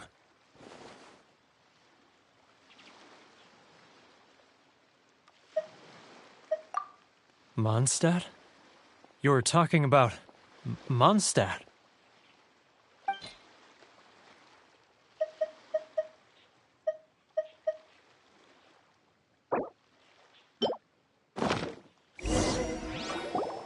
Goodness, I can sense it now. So familiar, but I can't remember the last time I was there. The scent of Mondstadt. Oh, how it takes me back. Oh, my hometown, the home of freedom. How I long to go back and visit. It's working! So, trying to play my heartstrings like a liar, are you? What is this? What are you up to now? Just close your eyes already! You mean The sound of the ocean?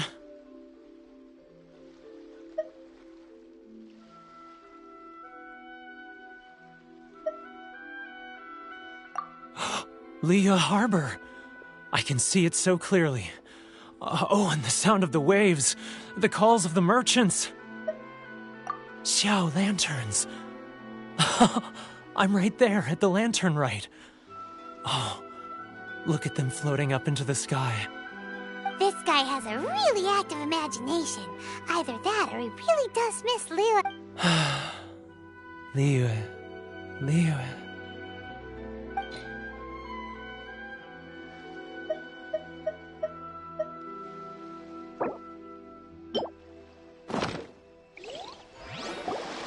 Wait. Stop. That's enough.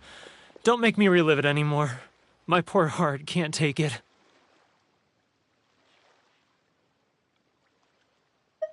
You mean the folks from the International Trade Association? And I suppose they are far. Often, I'll sneak down to the shore at night and listen to the sound of the waves.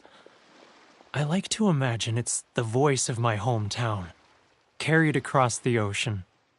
I've run into folks from the association more than a few times doing just that, but I always hide my face and slip away. Don't you think I've wanted to talk things through with them and free myself from this anguish? Well, no one's stopping you, so... They're so resilient. None of them had anyone else to rely on, so they rallied together, committed to finding a way to survive. But I couldn't do it. I'm not strong enough. So I caved. Those people, they'd make the smallest of promises, offer the most measly benefits, and I'd do whatever they asked of me. And make Mondstadters look like the worst people in the world. All right, I'll tell you the whole story. It's eating me up inside, and I can't take it anymore. You ready to talk now? But I betrayed them. I can't show my face there. Come on, you scaredy cat. Look, you messed up, but now it's time to make things right. So come on, get it off your chest. What's the deal here? It's a scheme by the tax collection Ashigaru, Keijiro and his companions.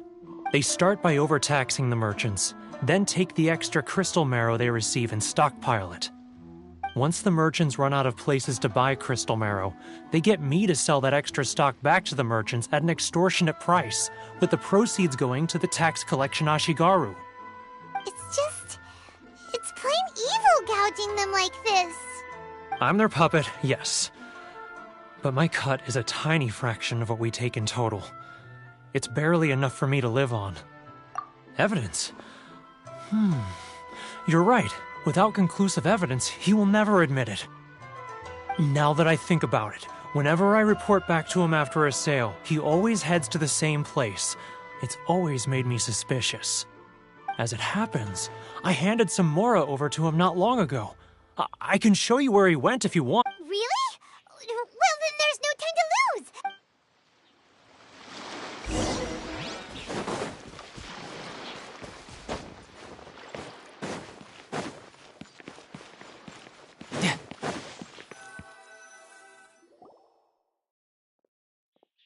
Keijiro! It's him! After him!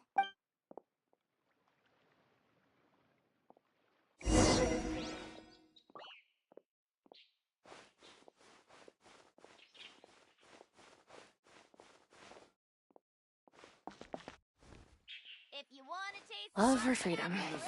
Which one should I choose? Should I close early? It's not like I'll get any customers.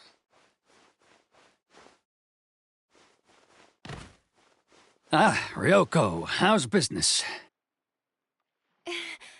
all the better thanks to your generous patronage. Good. Thankfully, I earn plenty these days. Oh, but of course, tax collection is difficult work. If you want to taste Mondstadt's great wine... Now, who else is behind on payments? Let me think.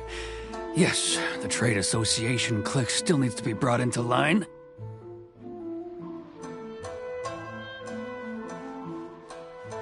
What was that sound? Quiet! Don't let him find... He's getting further and further away! Let's catch up. Too close! That's too close! He'll notice us for sure! He's getting further and further away! Let's catch up a little.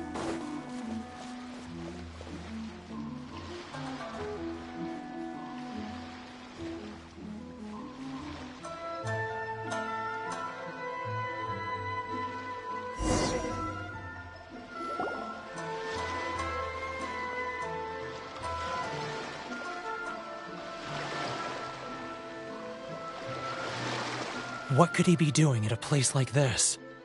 It looked like he buried something over there, didn't it? Why don't...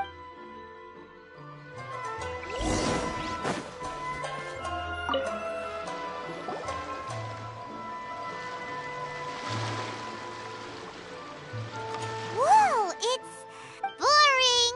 Paimon thought he'd hidden a big pile of Mora here.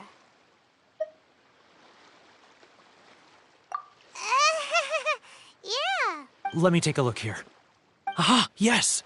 This is what we're looking for. A clear and complete record of every single transaction, each one proof of his guilt. Great! Well, now we have our hard evidence. Let's go tell Karisu the good news, shall we? I'll say goodbye to you here then. Huh? You aren't gonna come with us? I need a little more time before I'm ready to face the head of the association. I'm sorry. Huh. Poor Werner's a pretty awkward guy, huh? No time to lose.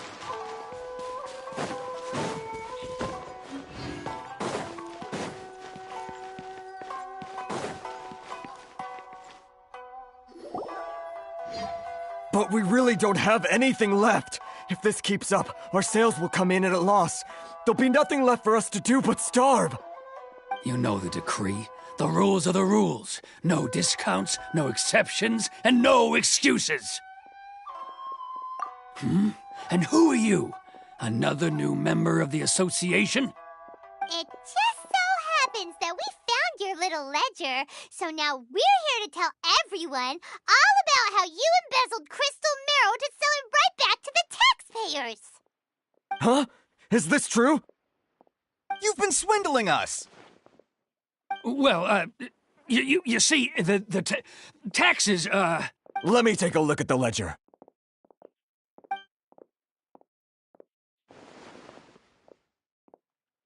Well, would you look at that? Every payment the association has made is right here in your personal ledger. So, Mr. Keijiro, it seems you have some explaining to do.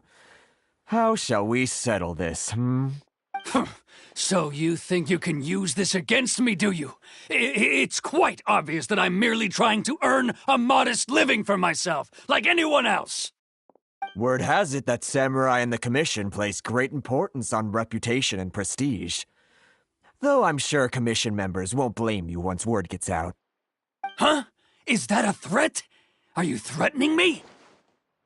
No, not at all. I'm simply stating that it would be quite a pity if an illustrious gentleman such as yourself were to have their reputation tarnished.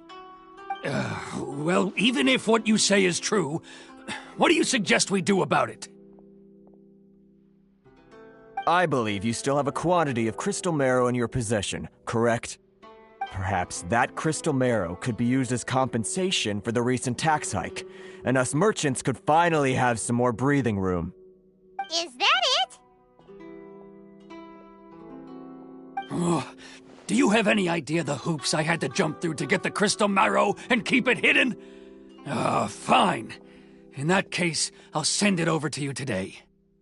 And not even an ounce of shame for his actions. So that's it? My shop's been closed for weeks now. I've even had to ask my friends to help bail me out. What about my losses? Come on, Harrison. We've already struck a good deal here. I'm sick of being pushed around like this. I won't let him off so easily. Harrison! Hey, what's all this racket? Does someone dare question the decree? Ah, Chief, you've arrived. What was all the commotion I heard just now? Oh, we were just discussing a minor tax issue. I do my utmost to lend them a helping hand, but they're never grateful. A helping hand? The only thing you're doing is stuffing your greedy pockets with our hard-earned wealth. I assure you that Hirage Shinsuke will hear of this. Oh, and you dare to utter the Commissioner's name. You Outlanders have no respect for the rules. Seize the merchants. We will resolve this dispute back at headquarters. Uh-oh. This is going... Gentlemen, come now. Is there any need for this? If there's a dispute to resolve, let's get a drink and talk it over. Who are you supposed to be? And why in my right mind would I join you for a drink? Ha! You never heard of the Fixer? Here's my card. Huh. You're from the Yashiro Commission. Shh. Huh. Well, this is Kanjo Commission territory. However powerful the Yashiro Commission may be, you have no business meddling in Rito's affairs. Of course not. Still, perhaps you could show the young lady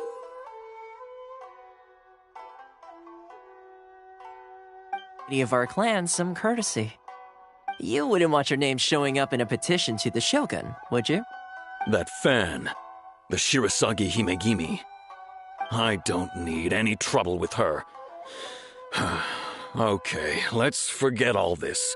It'll give us one less thing to worry about. But, Chief! Enough! We're leaving. Let's get dinner one day soon, gentlemen. My treat, I insist. No response, huh? I suppose that bridge is well and truly burned then. Thank you so much, Toma. But I'm sorry your relationship with the Kanjo Commission had to suffer for our sake. Hey, I was joking. It's a small price to pay, and you're more than welcome. If there's anyone you should be thanking, it's the Traveler. She's the one who found a way to turn things around. If nothing else, I'm sure the tax collection Ashigaru will tread a little more carefully in the future. Toma, what was all that? Shh, not here. Too many people listening. Let's move somewhere else.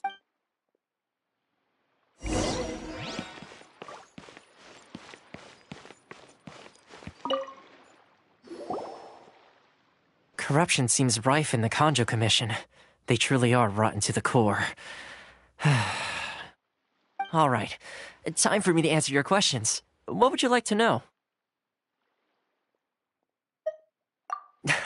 Straight to the point. Let me reintroduce myself. I belong to the Kamisato clan of the Yashiro Commission on Narukami Island. I'm an attendant of the Shirasagi Himegimi. You've been keeping your true identity a secret from us this whole time? So, the Yashiro Commission. Guessing that's another branch of the Tri-Commission? Correct. The Kamisato clan is the head of the Yashiro Commission, who manage ceremonial and cultural affairs. I'd go into more detail on what exactly that covers, but I'm not even sure myself. I'm just someone who was fortunate enough to be taken in by the Kamisato clan.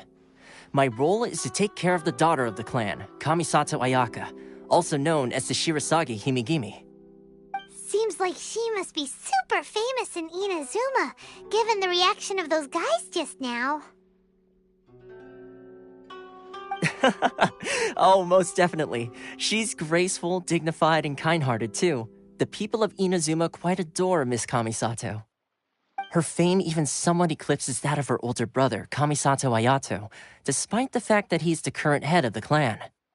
I suppose those who treat others with compassion earn themselves the same treatment in return. Miss Kamisato's situation certainly seems to attest to that. Take me, for example. I'm just an attendant, and yet she treats me as an equal, as she would have. You're asking the right questions, and to be honest, I don't want to keep you in the dark any more than is necessary. Firstly, you should know that being a fixer is not something you can fake. I spent the better part of a month tirelessly building up a network of relationships on the island, and I got to know Captain Beto during that time too. Still pretty good going for just a month's work. Well, maybe I have a slight knack for schmoozery, but the main thing was I had to make sure I'd be in time to receive you when you arrived. Inazuma may have closed off to the outside world, but that hasn't stopped a lot of people from hearing about your feats in Mondstadt and Liyue. So, when Miss Kamisato heard of your intention to come to Inazuma, she began looking forward to your arrival with great anticipation. She's excited to find out whether the rumors are true. That is, that you have what it takes to change the tide of the times. Change the tide of the times? In the test I gave you earlier, although there were a few hiccups at the end, it was you who found the way to turn the situation around. Navigating powerful people, using their character flaws to your advantage, it's just what Miss Kamisato had hoped to see. With your help, even the Vision Hunt Decree...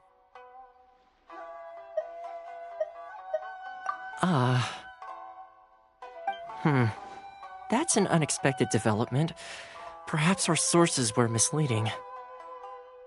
Yes, of course. I completely understand, and as agreed, I shall help set that up for you.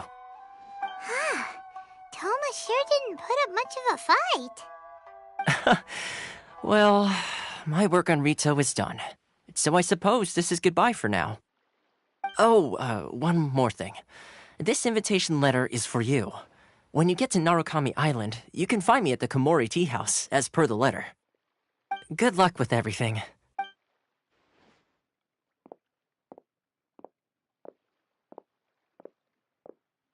Toma's not such a bad guy, huh? We should get going. Huh? What's up? Oh, right! Paimon forgot all about that! Wait, so did Toma forget that too? Oh, darn it! No wonder he was so matter-of-fact about the whole thing! As soon as we get off Ritu, Paimon's going straight to Komori Tea House to settle the score! Well, guess we should give it a try. Let's head to the border and see how far we get.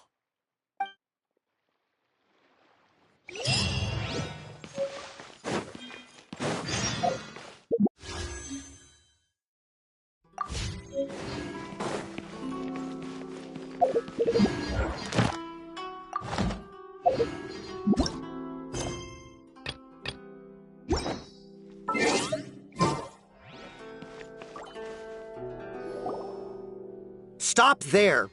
Present your travel permits. Sorry, but we really gotta get to Narukami Island. It's kinda urgent. If you don't have a travel permit, this is as far as you'll get. Those are the rules. As expected. Traveler, you gotta think of something. How do we get out of Rito?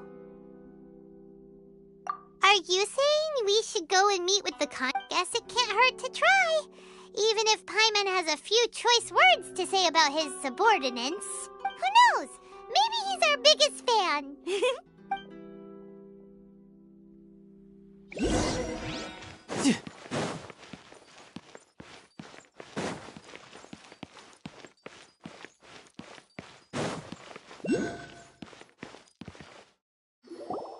Halt! This is the Kanjo Commissioner's office. No trespassers. We're here to see, the Kanjo Commissioner? The Kanjo Commissioner seldom entertains Outlanders. Leave now or we'll be forced to... Wait. Oh, Commissioner! These two are honored guests from afar. No need to give them the usual spiel. Come on in. Let's see what we can do for you. Huh! Did you get all that?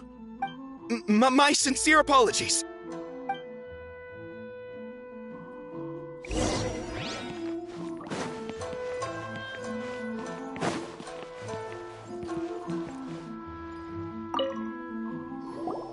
I am Hiragi Shinsuke, Kanjo Commissioner and head of the Hiragi clan.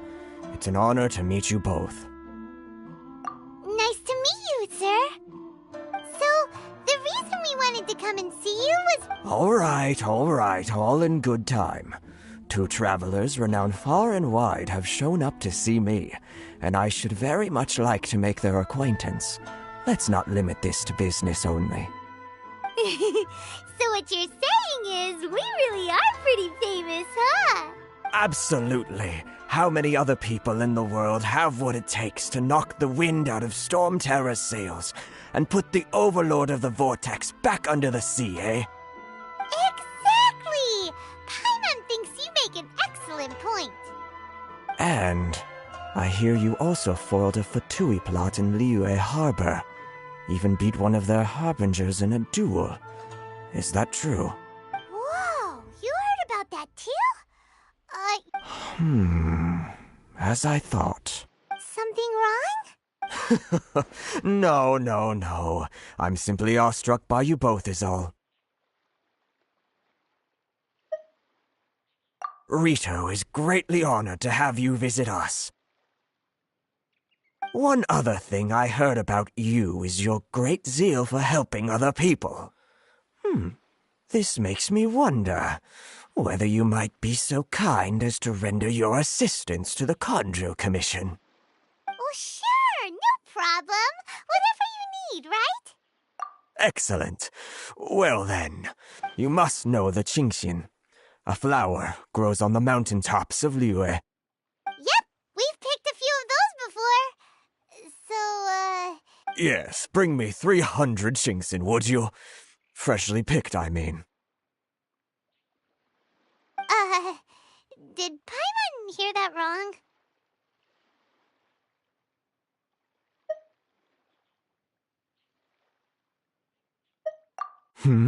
Too much trouble, is it? I see. Then how about this? We have a few items that need delivering. Perhaps you can help with that? That sounds much more like it. 709 letters, to be precise. Hey, what gives? How come you don't have people to do that already? Terribly sorry. We're just a little short on people lately. What sort of an explanation is that? Traveler, what are we going to do? Should we really help this guy?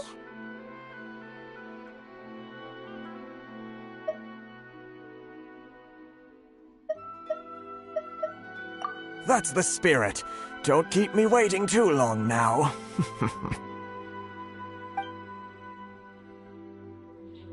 You're seriously considering taking this job? The terms are ridiculous!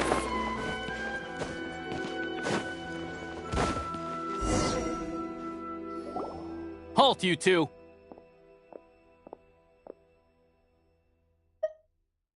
Huh? What did we do? Miss Hiragi has a letter for you. She insists that you read it immediately.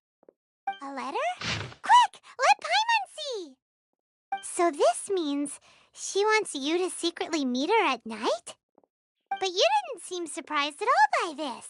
What's going on?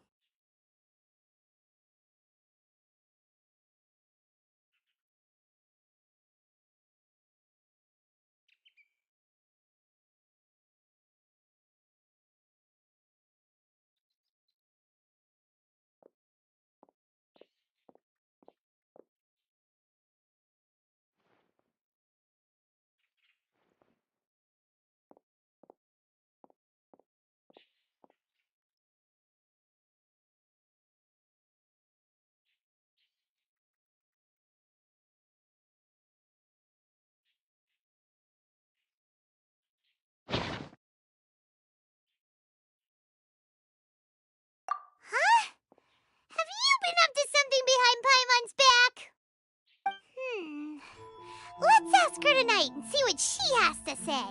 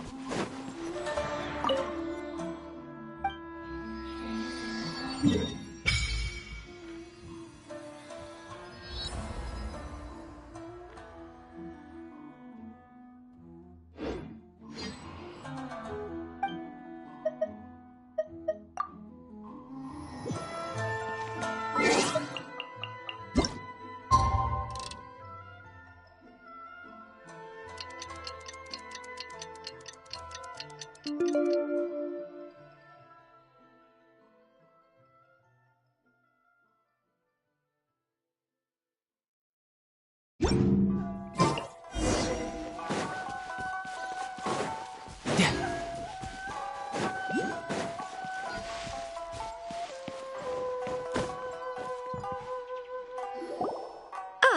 you finally arrived. Allow me to introduce myself. I am Hiragi Chisato. This is technically the second time we have met. It's a pleasure to see you again. Wow. She's the daughter of the Hiragi clan, all right. No need to be so formal. I've long marveled at your accomplishments, and at last we have the chance to meet. Is it Paimon, or does something seem a bit off here? The reason why I wanted to secretly meet you here is, well, I feared that I might never have another opportunity to discuss this with you. Discuss what? Ahem. I should like to ask for your help with delivering a letter. Like father, like daughter. Couldn't you be more original? No, you misunderstand me. Please, allow me to explain. I was hoping that you could deliver a letter to Narukami Island in my stead. It is to be given to Kujo Kamachi of the Tenryou Commission. My father has always forbidden me from communicating with him. He knows that there are prospects for my marriage that would better serve him politically. But my heart is with Kamaji. There is no one who would dare defy my father's will on Rito, but you are Outlanders. Outlanders seeking to get to Narukami Island. It would be regrettable to let such an opportunity pass. Oh, Paimon gets the whole picture now. Of course, in doing so, I will also do everything in my power to help you leave Rito. That is my promise. To be perfectly honest, as long as you remain in Inazuma, my father will have no intention of letting you leave Rito. Yeah, we figured as much. It was pretty obvious he was just trying to hold us up here. I secretly overheard a conversation between my father and a very arrogant-sounding woman just a few days ago. They seemed to be discussing how to keep you here on Rito. In fact, it was the first time I had ever heard my father speak so respectfully to someone who wasn't the shogun. We don't have much time. I'll tell you my plans to help you off the island. It just so happens that a shipment of goods is... Very well. I'll be waiting for you at the border. I'm counting on you to deliver my letter.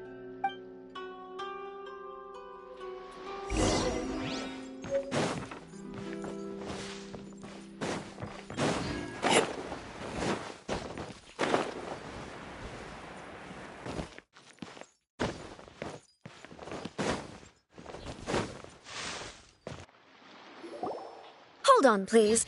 These goods are being sent to Watatsumi Island? My lady, this is an unexpected honor. You are correct. These goods have been repeatedly requested by the Kanjo Commissioner. We must be certain that they reach Watatsumi. Is there something wrong, Lady Hiragi? No, as you were. My father simply has some concerns of the shipment's safety, and has ordered that myself and an additional qualified escort be dispatched to ensure safe transport of the goods. My lady, you aren't suggesting that you intend to escort this shipment personally, are you? There's certainly no need for you to trouble yourself with such a matter. And as for this Please, do not cause us any further delay. If memory serves me right, my father has already asserted that this shipment must arrive on time. I'm certain punishment will be duly dispensed if it... Yes, of course, my lady. It's just that, well, we don't know who this... Now, need I remind you of the penalty? Do you really presume that you can fully get... Boy, just... Yes, my lady. Very well then. It's an honor to have you accompanying us.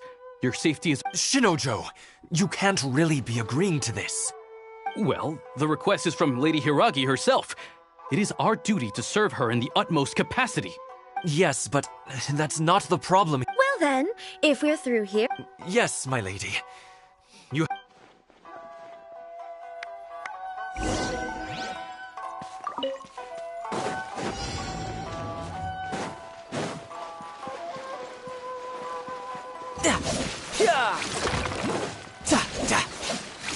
My lady, please stay back. We'll handle it. Not as well as we'll handle it! Here we go! Out of the frying pan, it's... No time.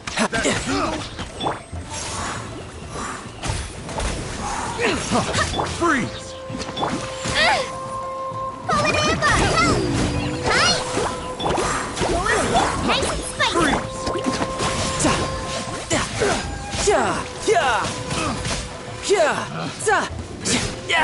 Amateur mistake.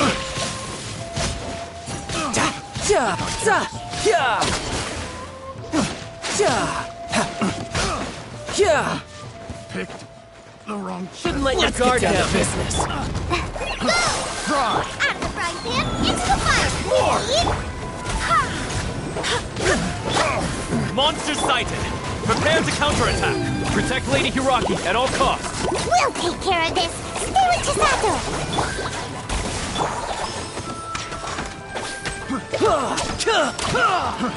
Die! Nice and spicy! Picked the wrong test subject. Right. Just like we rehearsed! Right? Watch out! More monsters inbound. Lady Hiraki, stay close. Ready!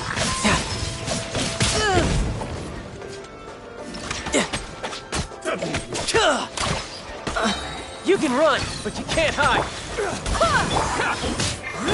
How the... Go!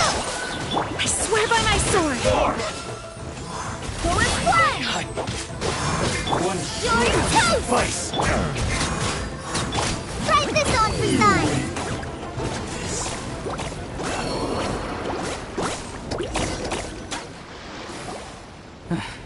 We can take refuge in the village up ahead. How are you faring, my lady? I'm perfectly all right. You may stop here. The road to Narukami Island is just over there. In my letter, I've requested Kamaji to grant... My lady? So that's how it is. I had a feeling something was amiss, but Shinojo, you... No, Lady Hiragi would never hide anything from us, I'm sure of it. But who is this Kamaji you speak of, my lady? I'm not afraid to say that he's the one I love. The one you love? Shinojo, did you honestly think that... What? No, I was just clarifying, that's all. I would never in my wildest dreams, You two needn't worry. Please, forget that this ever happened. If my father catches word of it, I alone will be held accountable. Yes, of course. As you wish. But what will happen if your actions here are discovered, Chisato? Don't fret. My father has always been one to spoil me. The worst he'd do is sentence me to half a day without food, or something to that effect. Huh. Paimon never suspected a guy like him could have a soft side. I wish you a safe journey. I'm sure we will meet again. Bye, Chisato!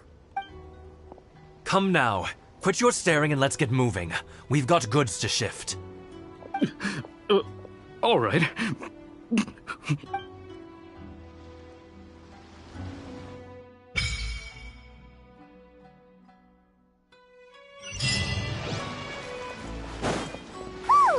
We're finally on our own way again. I suppose it's time we find Toma. Now, where did he say he would meet us again? Oh, right! Komori Tea House!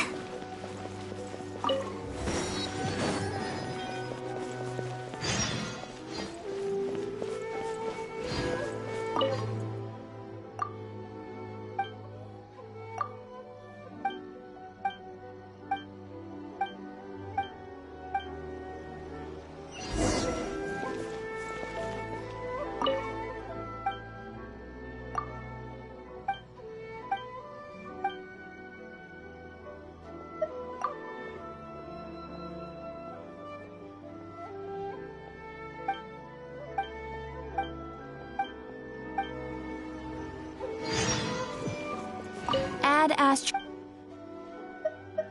Thank you for Ad Astro.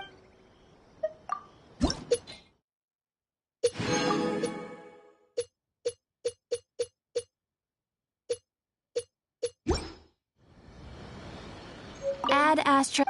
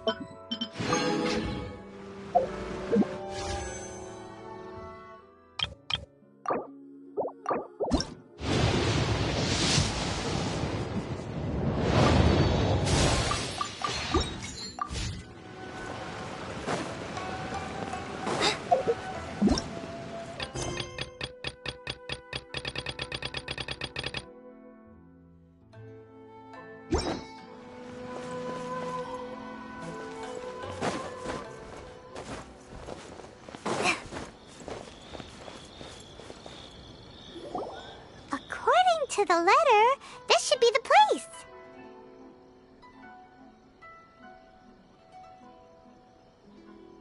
Sorry, we don't serve the general public. I'm afraid you'll have to leave. Wait! We're not the general public. Well then, you must be a couple of wandering outlanders that snuck into the nation, judging by your attire. Are our clothes really so... what Paimon means to say is...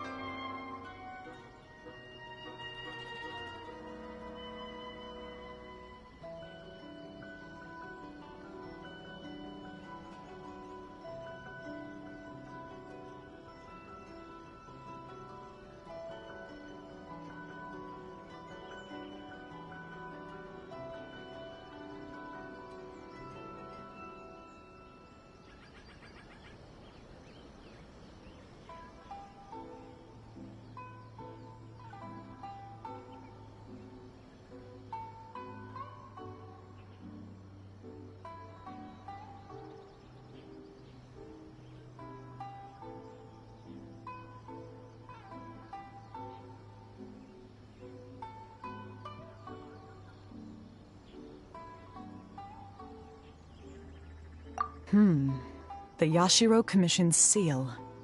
This must be from Mr. Toma. It seems there's more to you than meets the eye. In which case, welcome to the Komore Tea House, a safe haven for the Yashiro Commission. Well, that sounds more like it.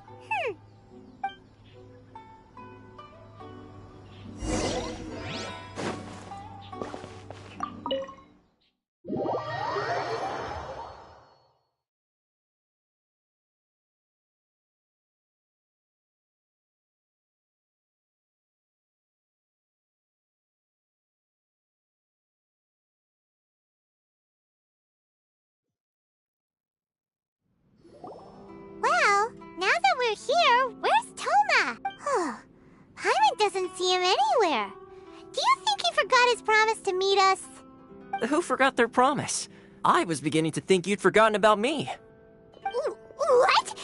Is that dog talking to us? Relax, no need to look so surprised. I take it this is the first time you've seen me in this form? Huh. So you didn't see anything like this when you were in Liyue Harbor? Ah, now that you mention it, this does suddenly seem less out of the ordinary.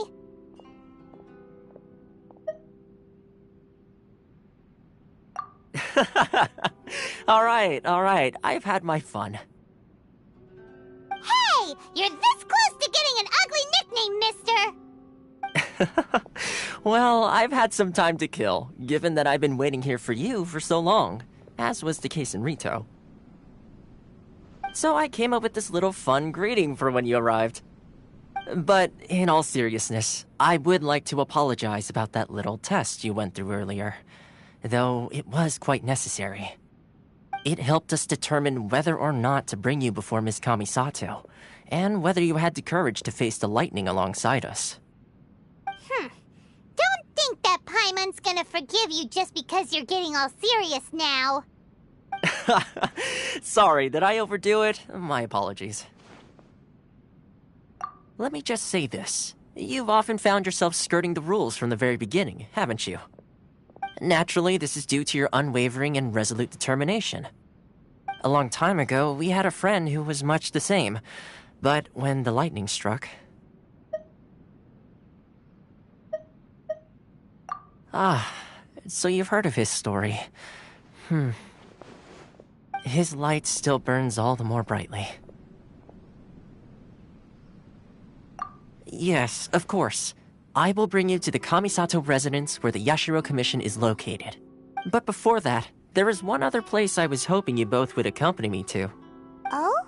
Where? I would like you to come with me to the statue of the omnipresent god. It's still under construction now, but you can already see it from practically anywhere on Narukami Island.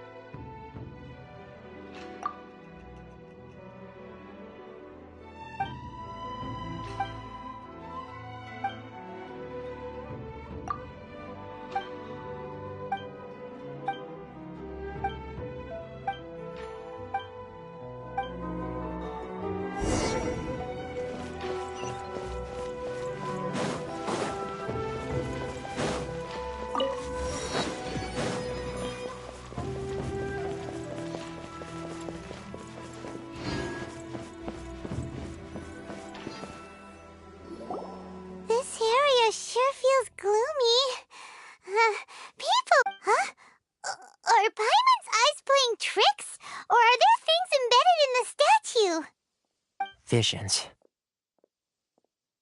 Visions? You mean all the visions that are collected from the Vision Hunt decree are put into this statue? So you've already heard of the Vision Hunt decree. Before I try to explain, I should perhaps remind you first that Mondstadt is the city of freedom, and Liyue is the city of contracts. As for Inazuma, it's known as the Nation of Eternity.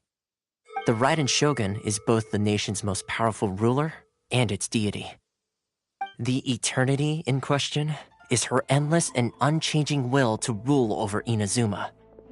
As such, she relies on the Tri-Commission to regulate the nation's affairs and the Sakoku Decree to limit the people's movement. The Shogun wishes to keep Inazuma in stasis, allowing the stream of time to flow from one end to the other without disturbing it for all time. Seems like every god has their own will. Of course, this is my own limited understanding. As for the reason behind the recent Vision Hunt decree, perhaps the Shogun believes that visions grant people the power to change, and that her eternity doesn't allow for such instability to exist. Whatever the case, the fact is that the Raiden Shogun has dispatched the Tenryo Commission to scour the nation for visions, embedding each one in this statue. And this statue of the omnipresent god can be seen as Inazuma's symbol of eternity. But if that's the case, wouldn't you say that the Raiden Shogun is being, I don't know, selfish? Only outlanders such as yourselves would ever dare speak out so directly against the Raiden Shogun. And yet, I agree. The Vision Hunt decree is something that simply should not exist. And Miss Kamisato has been committed to fighting it since the day it was announced. Huh?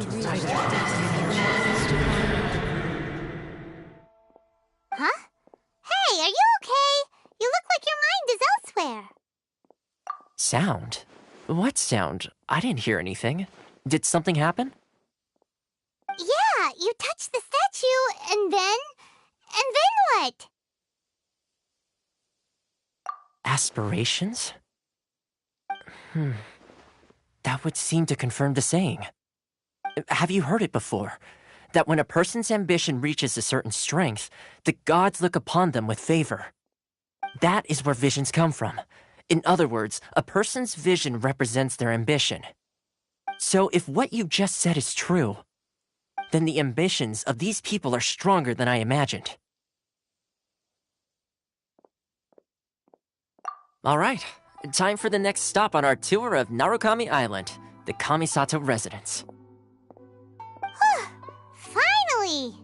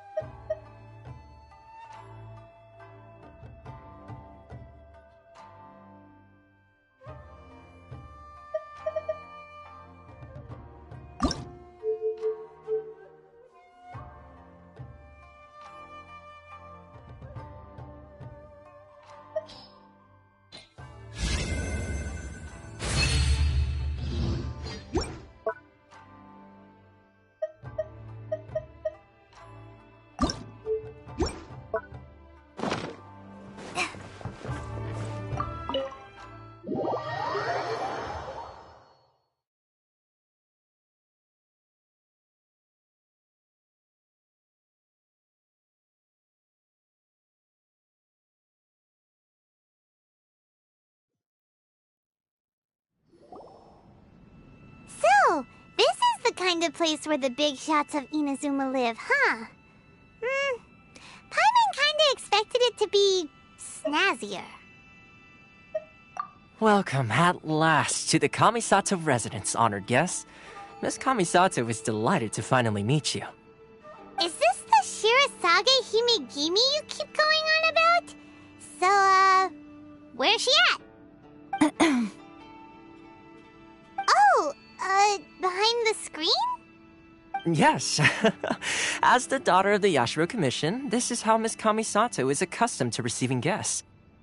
Consider it a time-honored tradition within the Yashiro Commission. Forgive me if this is an unwelcome surprise. Makes sense. She's a super important person after all. Please forgive my lack of courtesy for receiving you in this fashion, especially following such a long and wearisome journey over the sea. I have awaited your arrival with great anticipation, and Toma assures me that you do indeed possess the power to change the tide of the times. At present in Inazuma, in the name of the Vision Hunt Decree, the people's aspirations are being senselessly trampled underfoot. Though the Yashiro Commission serves the Shogun, it is the people with whom we share close bonds, given the contact we are required to have with them in the performance of our duties. A commission's power rises and falls with the trust of their people. Thus, we cannot remain indifferent to this situation without also remaining indifferent to our own fate. Traveler, lend us your power, and we can... Oh. See, milady, it's just like I said. This will take us nowhere. No, please! Wait! Please, don't go! I will introduce you to the Raiden Shogun on one condition. You must fulfill 3 small wishes on my behalf. What are your wishes? They pertain to 3 whose visions were taken from them. Perhaps once you've met them, you will understand.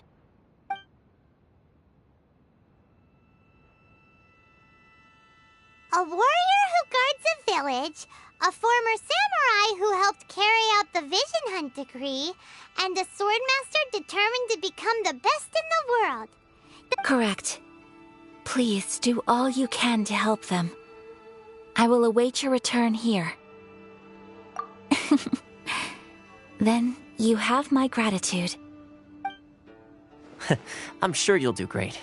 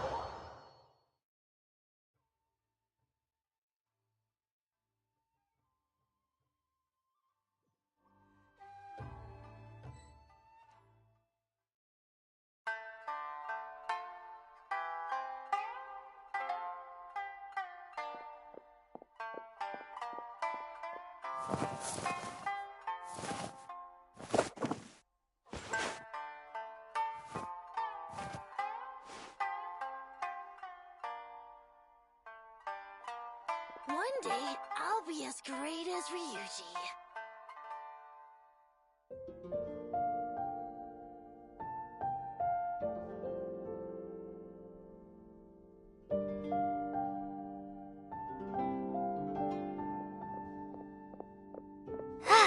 I'm feeling alright today. I'll take the chance to try to get some more done than usual. One day, I'll be as great as Ryuji.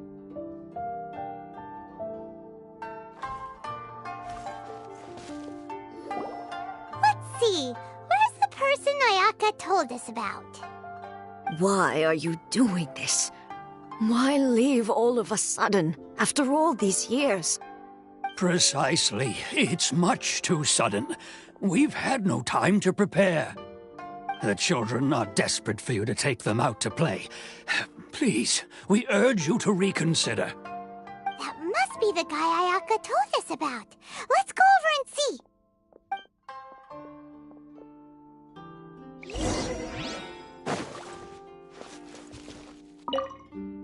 Ah, you must also be here to try and convince Tejima to stay. Tejima has protected this place ever since he arrived here 30 years ago. Keeping out the treasure hoarders, fending off any monsters that draw near, resolving quarrels between the villagers. He has put an enormous amount of work into looking after this place. But now, all of a sudden, he says he plans to leave us. We can't help but wonder. We will gladly apologize if that's the case. All we want is for him to stay.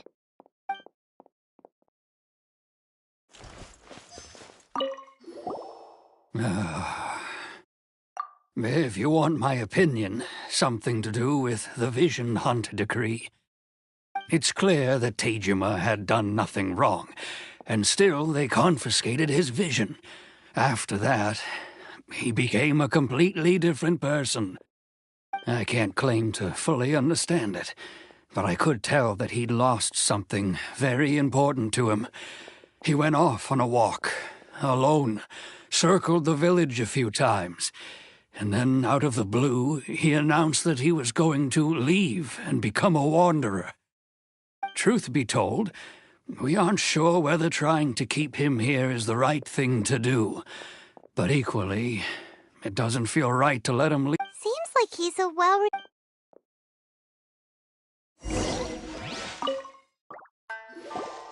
You must be Tejima. So what's made you want to up and leave all of a sudden? Me?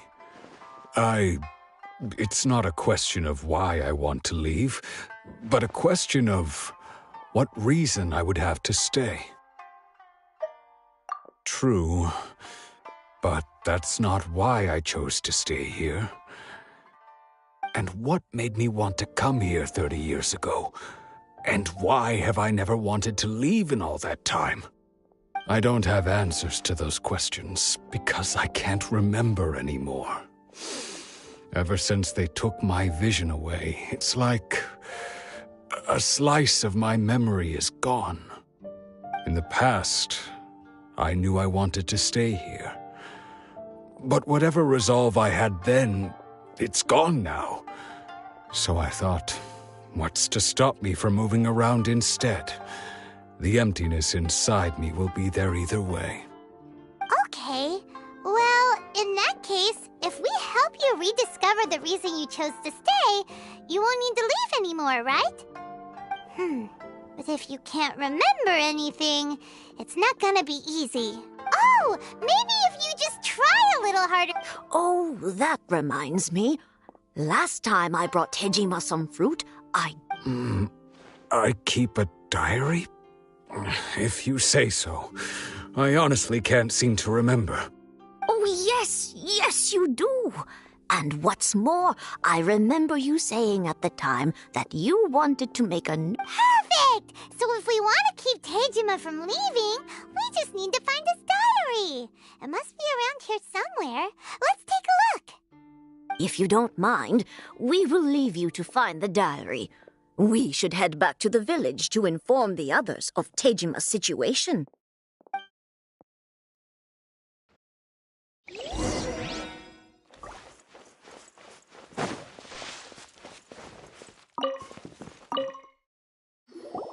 This looks like Tejima's diary, all right.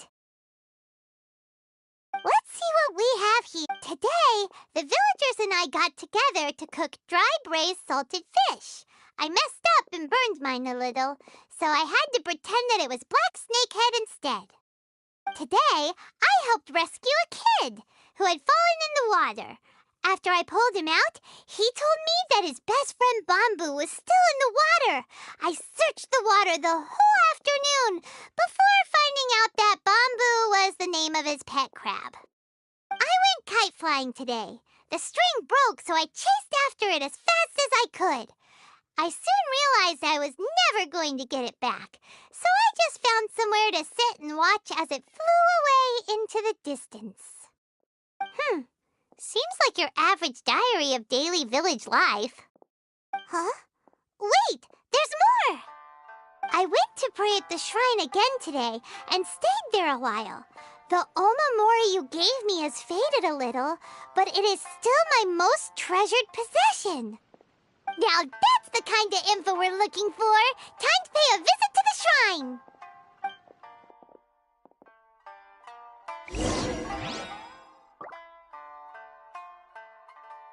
One day, I'll be as great as Ryuji.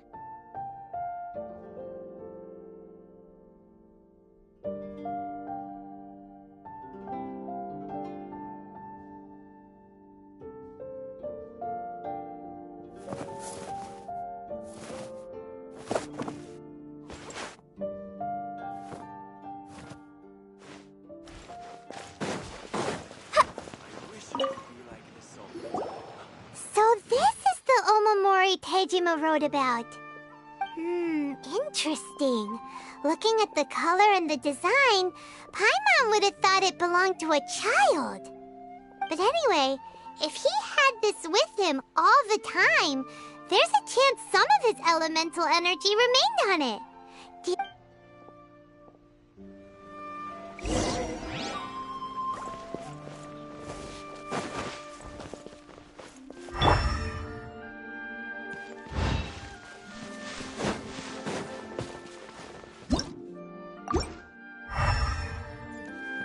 No time to lose. Here we are! This seems to be somewhere that Tejima visited a lot. The soil looks like it's been disturbed. Maybe Tejima buried something precious here. Must be something pretty amazing if it made him stick around for 30 years. Let's dig it up and... It looks like a letter. The paper's gone yellow. Must have been written at Konda Village. Sounds so familiar. Where is that place again?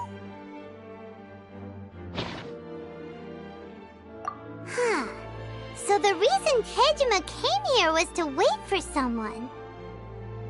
But he's been here for 30 years.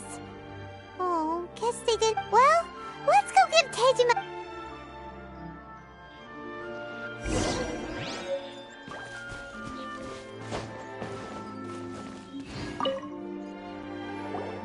Well, I'll be. That's certainly my handwriting. And I guess the omamori and letter belong to me too. But I have no memory of anything that's written in this diary. Still, it's clear that I was waiting for someone here, and that I chose to wait for 30 years. Over the years, I must have made a note of anything interesting. Anything that I could share with her when we were finally reunited. And just look at all the things that did happen over the years. The time has flown by so quickly. 30 years feels like the blink of an eye. How could I have forgotten something so important to me?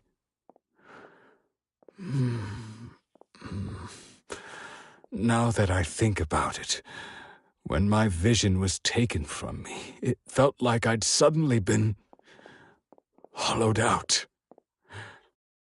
Love, regret, everything I felt for her, it's all disappeared. No, not especially. After all, I've forgotten who she was. Her face, her voice, the things we experienced together. It's as if she'd never been in my life to begin with. As if all these years have been nothing but a hazy dream. I think maybe not. If this is something I waited most of my life for, I suppose I should carry on waiting. Although, what if she were to turn up eventually, only to find I didn't remember so much as her name? Wouldn't that be upsetting for her? When I think about it like that, I do feel a slight tinge of sadness in my heart. How curious. Why am I thinking like this when I don't even remember who she is? It's just like that feeling of emptiness, the feeling that something is missing. Thank you both for helping me I shall remain here and keep... Tejima seems to be dealing okay, but still, it makes Paimon really sad. Seems it's just like Ayaka and Toma were saying. If you lose your vision, you lose all your hopes and dreams too. That certainly explains the state Tejima was. At least we were able... Well, let's go find the next person. According to Miss Kamisato, this...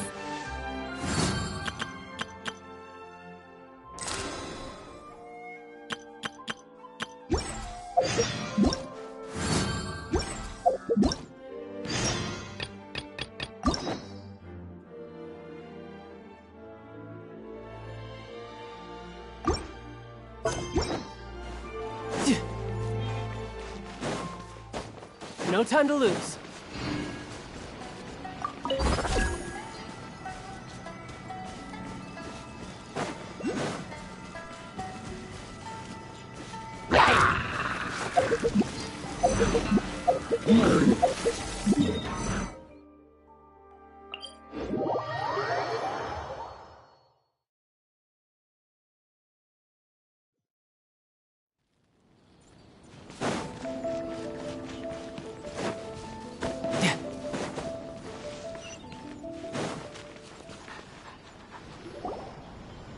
They say the Tenryou Commission is directly controlled by the Shogun. They're the ones responsible for maintaining law and order in Inazuma, the ones actually enforcing the Vision Hunt decree. But why would they take action against one of their own? Paimon doesn't get it. Huh? There seems to be some commotion over there. Let's go see what's happening. I'll ask one more time. Do you intend to withhold this month's emergency provisions? The entire clan is counting on that food. We demand an explanation. How many times do I have to say it? I don't know anything about emergency provisions. You dare deceive us? Those provisions are essential. Do you understand? Not some goods to be pocketed by greedy samurai. You samurai think you can just do whatever you please? The Tenryou Commission will hear of this. Oh, huh? And who are you? One of Kurosawa's gang, no doubt. What? We just happened to be... We heard the commotion and came to see what the... I see. You seem to have come just at the right time. Perhaps you can help us settle this matter. This is Kurosawa. He's a samurai and a member of the Shogun's army. They issue emergency provisions to the area, and he's the one responsible for distribution. In the past, we'd simply ask him for provisions and everything would be delivered. Now, he suddenly refuses to give us anything. He's keeping the provisions for himself, I just know it. We'll starve without them. No one seems to care about us. We used to think Kurosawa was a kind man, but he's shown his true colors. He's the same as all the other samurai. It's no wonder all the visions have been confiscated. The Raiden Shogun doesn't need people like him helping her rule the nation. This must be one of the people Ayaka asked us to help. Maybe we should talk to Kurosawa.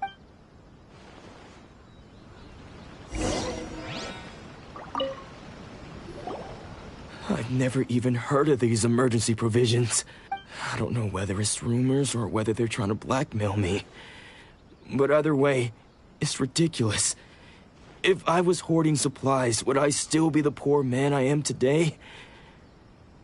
My own family can barely get by as it is. Now, if you'll excuse me, I've got other matters to attend to. And that's the first bit of truth I've heard all day.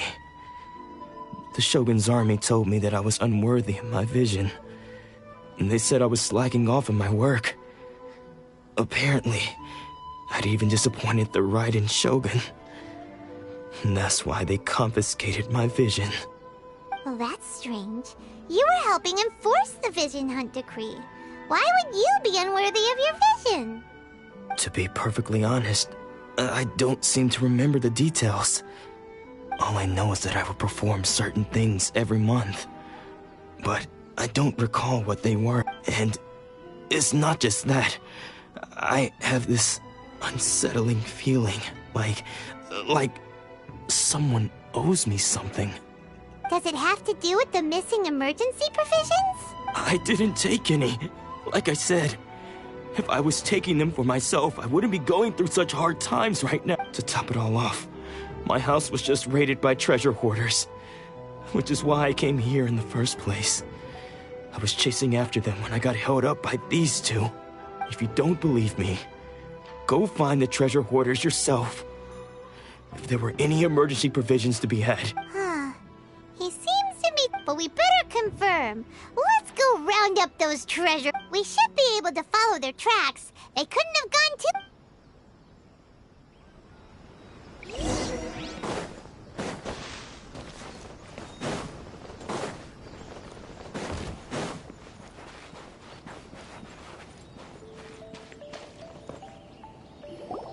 We really outdid ourselves this time. All those samurai houses packed with goods. We really hit the jackpot. I mean, besides that one house. You haven't seen anything yet. There'll be a lot more where this came from. Today's just the beginning.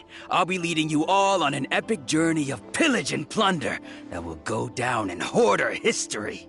You demand, boss! These seem like the treasure hoarders we're after.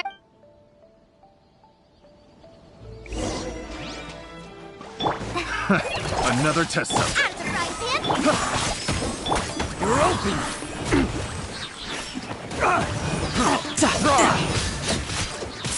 You're open!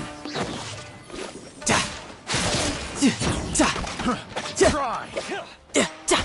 No time to lose. You're open!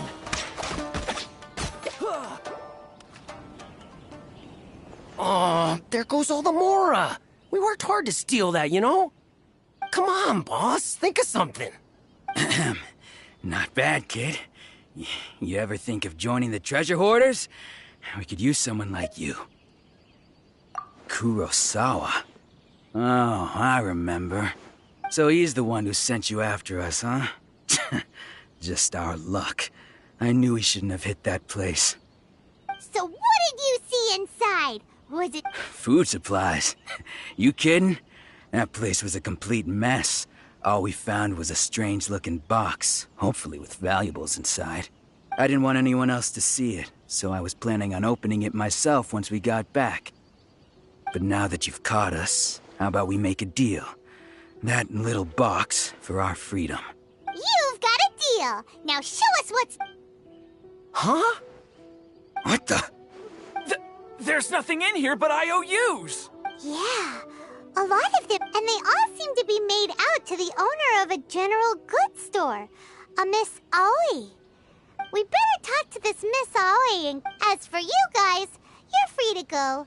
Just pray that our paths don't cross again. Yes. So, we redeemed ourselves for some IOUs. Does that mean we broke even? Shut it. Let's just get out of here.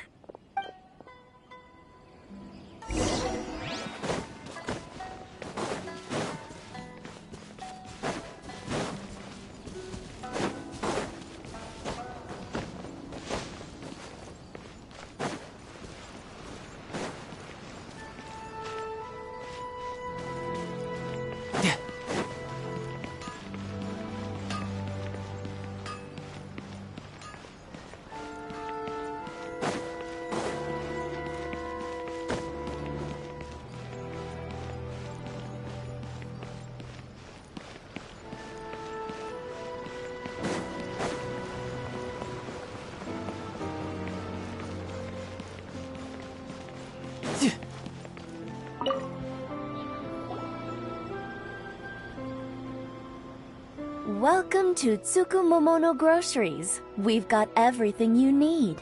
Can I help you find something? Or perhaps there's something you want to inquire about? Ah, so you're friends of Kurosawa, I take it? Perhaps you're here to pay off his debts.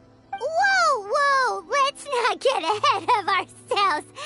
How did Kurosawa end up owing you so much money? Did he buy anything? Let me think. Kurosawa would come regularly to purchase large quantities of foodstuffs. He'd always put the payment on his own account. However, the price of provisions began to skyrocket recently, and his salary was no longer enough to cover the cost. So, he started writing out IOUs to cover whatever he couldn't afford of the usual amount. So that's how he was getting those emergency provisions. But why did he have to purchase a usual amount? If the prices increased, couldn't he just buy... Well, if you think about it, the citizens receiving the emergency provisions must have been carefully calculating how much they needed to sustain them each time. Kurosawa thought that it would be quite the disappointment for them if they found they didn't have enough, especially after such long and careful planning. So he deemed it necessary to take on the debt rather than let the people down. Wow. Kurosawa was purchasing all the emergency provisions at his own... And no one ever appreciated what he did. They just complained and held him accountable. People's attitudes will always reflect their circumstances. If you ask me, had Kurosawa told everyone the truth about the supplies from the start, then there wouldn't be such a severe backlash now. Of course, I'm sure there would still have been some unrest. What he was doing was truly a thankless deed. As for why he chose to spend his own money on emergency provisions and never tell anyone, I'm still not too clear myself. If you're still curious, why don't you go ask him yourself? I see. That reminds me, it seems that his vision was recently confiscated. Most unfortunate. If he doesn't clear the debt on his name, he'll have no choice but to sell that sword that is so dear to him. Sword? Oh, didn't he tell you? He possesses a very valuable blade. He's carried it for years now. I've asked him about its origins. He told me that it was a gift from his father, that it was too precious to sell. In hindsight, I regret that I never made an offer on it. Everything has its price, at least that's what I think. Why don't you ask him about the sword yourself? Perhaps it'll even provide you with the answers you're looking for. Oh, but before you go, if you would kindly settle today's bill. But we didn't buy anything! Information is also a kind of commodity. Don't worry, I won't charge much for information about Kurosawa. Nothing we have... At least we now know where the emergency provisions were cut. Let's go talk to Kurosawa.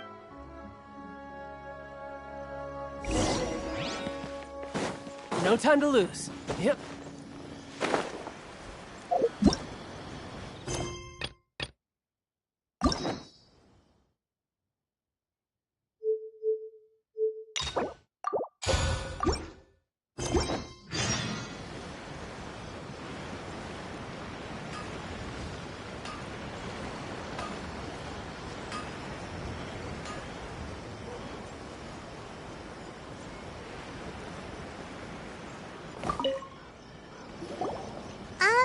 What are you doing here all by yourself?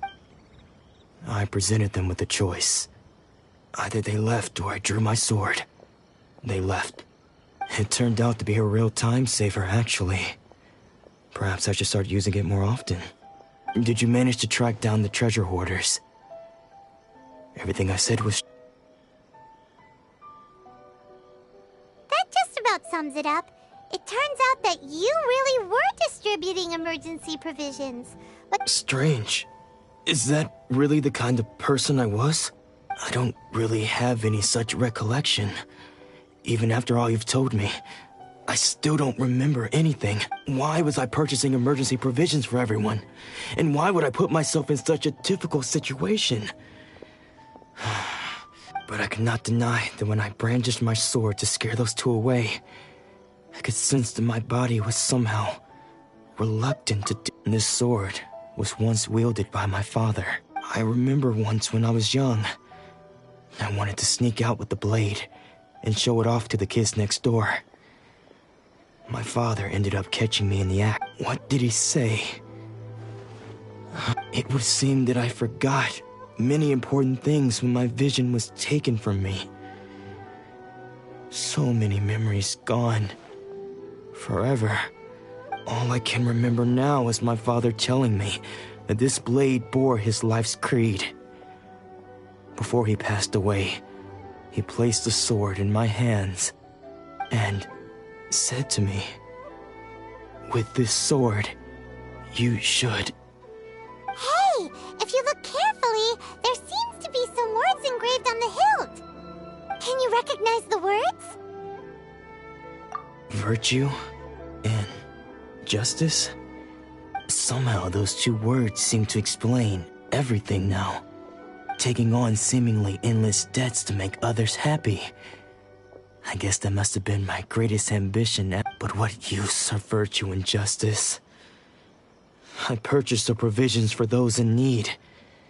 And look how things ended up.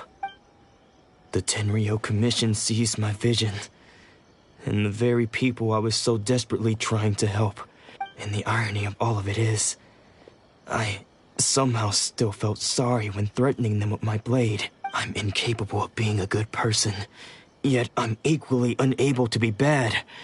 I don't know what to do. Yet another troubled soul. When we get the chance, let's speak to Toma about... In any case, we must never let him sell off that sword. Yeah. See, fortunately for us, let's go find the...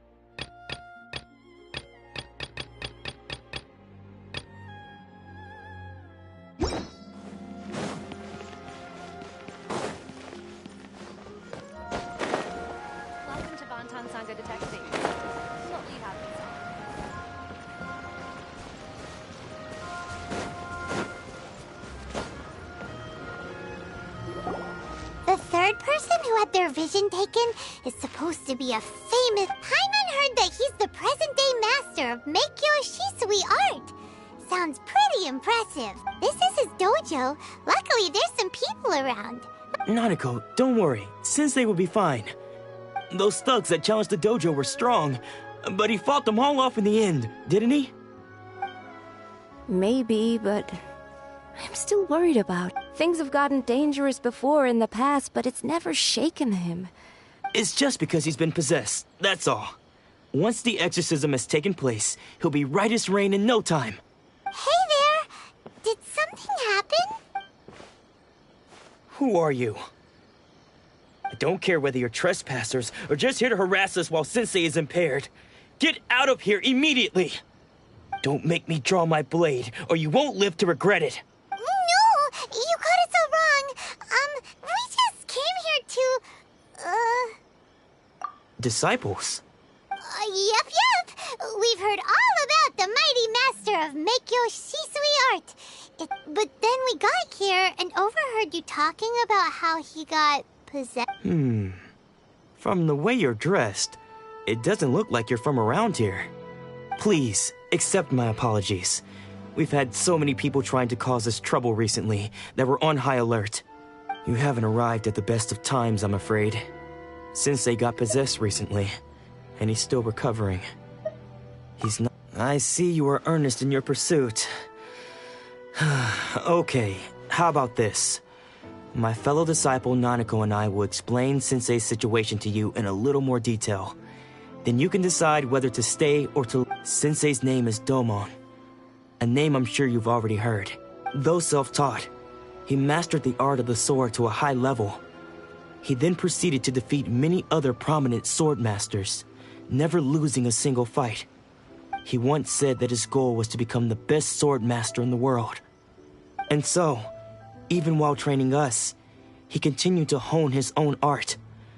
His fervor truly inspired us, and we trained hard, determined to keep up with him. But then... Not long ago, Sensei had his vision taken away. He hasn't been the same since. He says the strangest things over and over, and he refuses to let us train. Junya and I have discussed it, and we both think that he's being possessed by an evil spirit. So we've asked the Shrine Maidens from the Grand Narukami, but if I'm honest, I still have my doubts over whether he'll completely recover. The Grand Narukami Shrine? What's that? You haven't heard of it? It's the largest shrine on Narukami Island. The head shrine maiden is reputed to have very close ties with the almighty Shogun herself. Not that we'd have any means of involving the head shrine maiden, of course. But even one of the ordinary shrine maidens from the Grand Narukami Shrine would have clear power and authority to perform an exorcism. So don't worry, Nanako. Sensei is... The exorcism will take place this evening. You're both more than welcome to come and watch if you're interested. So, losing your vision can cause possession? Guess...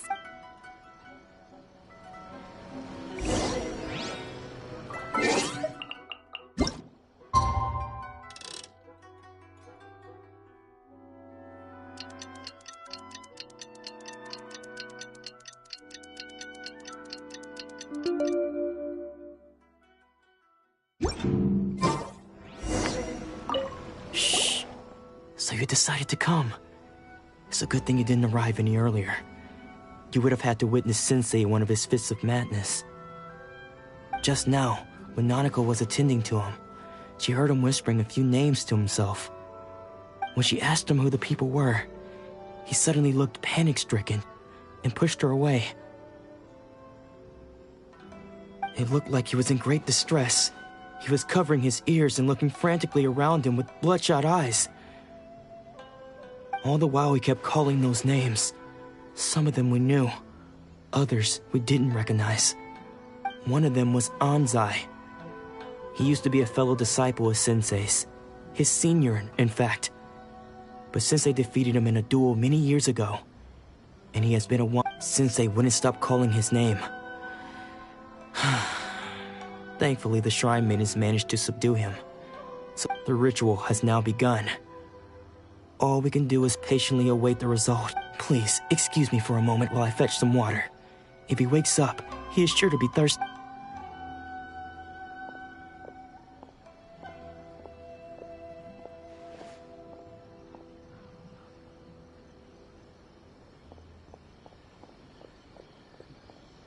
Huh?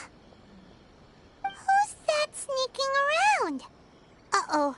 Could they be here to mess up the exorcism? We won't let them get away with it.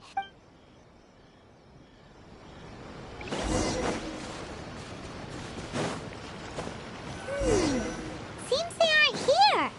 Should we keep going further up? Is this definitely the right place? Let's look a little further up.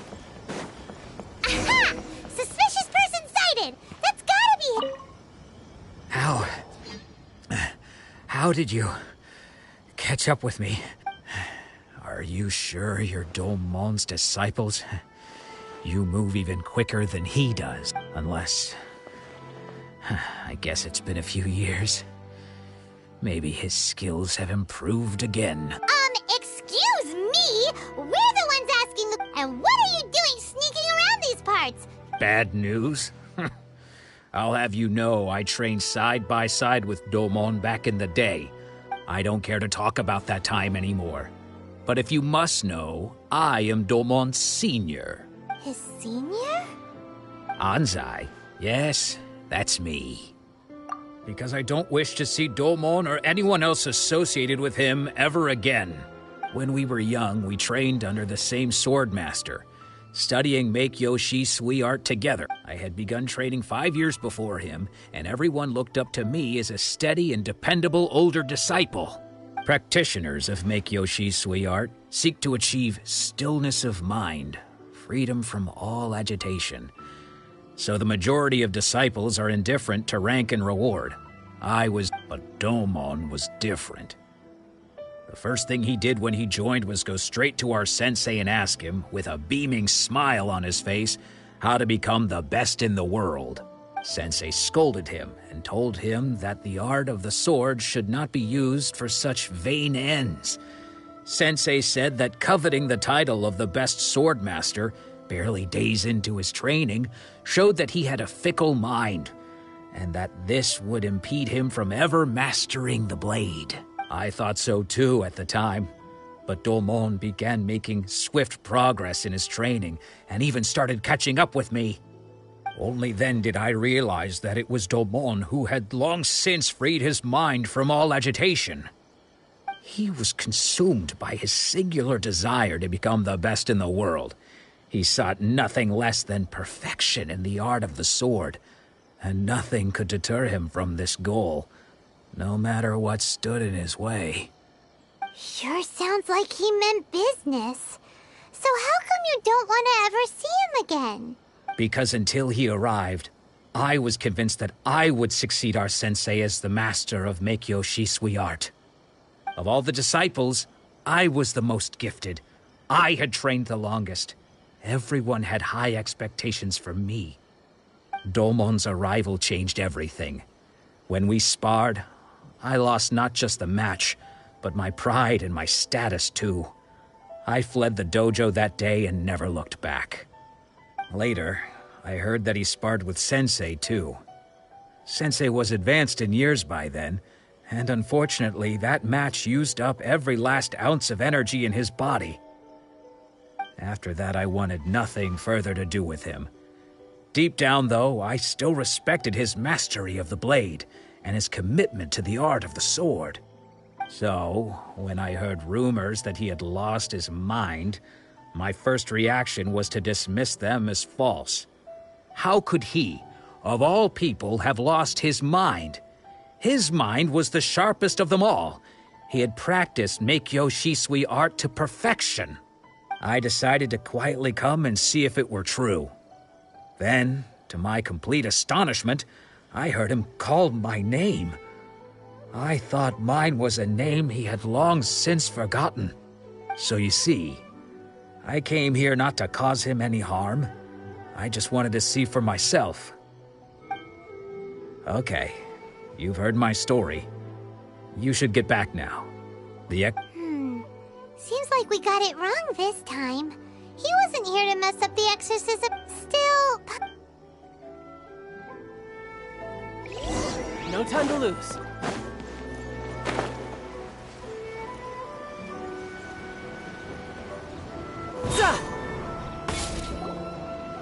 What? You're saying he isn't possessed? Does that mean he's just lost his mind? But how is that possible? No, I refuse to believe it. Nanako, please. I am sorry. With what powers I have, I can find no sign of any malignant spirit. But spirits may take a myriad of forms in this world, many of which I cannot claim to have witnessed myself. Thus, I dare not rule out possession, and all is certainly not lost.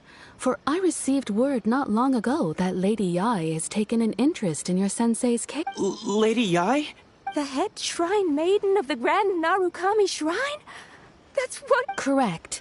Lady Yai is most knowledgeable indeed, and has abundant experience in the exorcism of evil spirits and aversion of great calamities. I am unable to say for certain whether an evil spirit has possessed your sensei, but Excuse me, Miss Inagi, but I must ask, should we prepare a greeting gift for Lady Yai? That won't be necessary. All that is required of you is your timely arrival at the Grand Narukami I must leave now, but we will meet soon at the shrine. I wish Domon a full and speedy recovery. Who'd have thought Lady Yai herself would have taken notice of our sensei's case? Do you mean to say that Sensei isn't renowned enough to deserve Lady Yai's attention? No, that's not what I meant at all. You misunderstand me. I just mean this is Lady Yai, the head shrine maiden. She has direct and close contact with the almighty Sho... Anyway, you should join us too, tomorrow. Given that you've traveled all this way just to meet our sensei.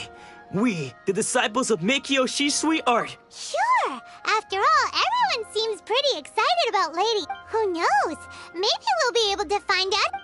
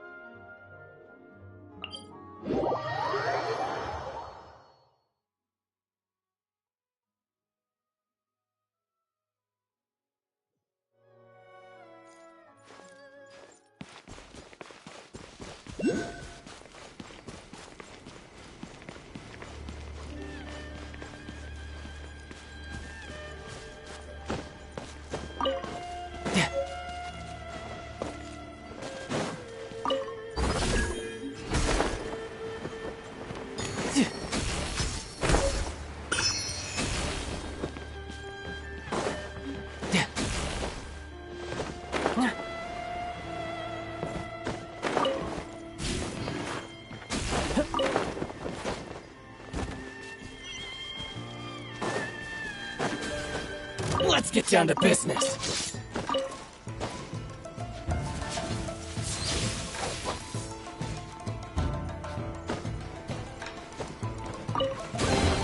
Now I just need to get my hands on the rest.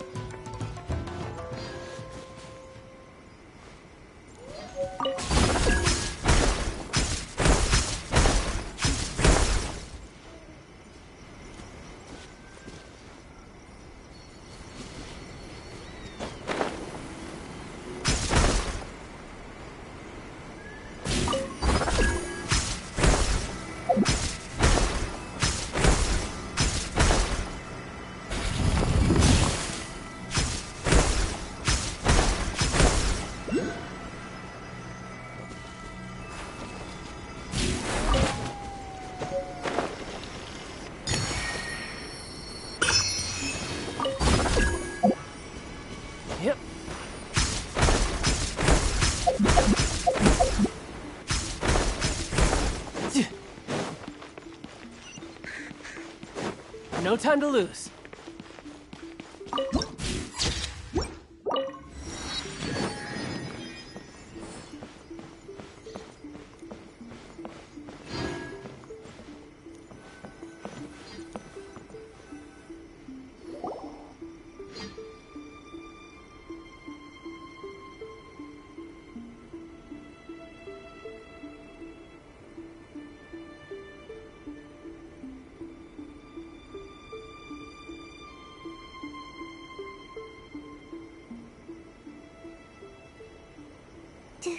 Do you think that's Lady Yai? Oh, no wonder Junyo is so excited. She has a really striking presence. Also, is it just Paimon? Or did she look right at us just now? It was probably nothing. It's not like she's ever seen... Keep away. Keep away. I gave up the art of the sword. Please, let me... As you can see, Lady Yai, Domon has persisted in this state for some time now. He appears to see those who have lost to him in duels past, gathered all around him to persecute him. Lady Yai, it must be a possession. This is nothing like him at all. In the past, no matter what came his way... I'm sorry. It is clear to me that your sensei is not possessed by any evil spirit. But... then does that mean he... Yes. This is a change in the person himself. Unable to cope with the tremendous pressure he was under, he suffered a spiritual collapse. With his wits impaired, he finally descended into madness. As one who is thrown into the sea, though he fights back desperately against his predicament, it does nothing to prevent his descent into the depths. As for what has triggered this change, I believe it must be the loss of his vision. For to be stripped of one's vision is to be stripped of one's ambition. Stripped of his ambition? But Lady Yai, even without his ambition, why should he suffer such a dramatic change? How does that explain his descent into madness? Your school practices Meikyo Shisui art, does it not? Stillness of mind, freedom from all agitation. What a fine notion that would be if any in this world could ever hope to achieve it. There was once one who claimed to be indifferent to rank and reward, and who fled enraged when defeated by his junior. And then there was an aged swordmaster who was aggrieved enough that he crossed blades with a disciple he himself had taught. Then, what of the one who crossed blades with his own sensei and beloved fellow disciple, and defeated them both?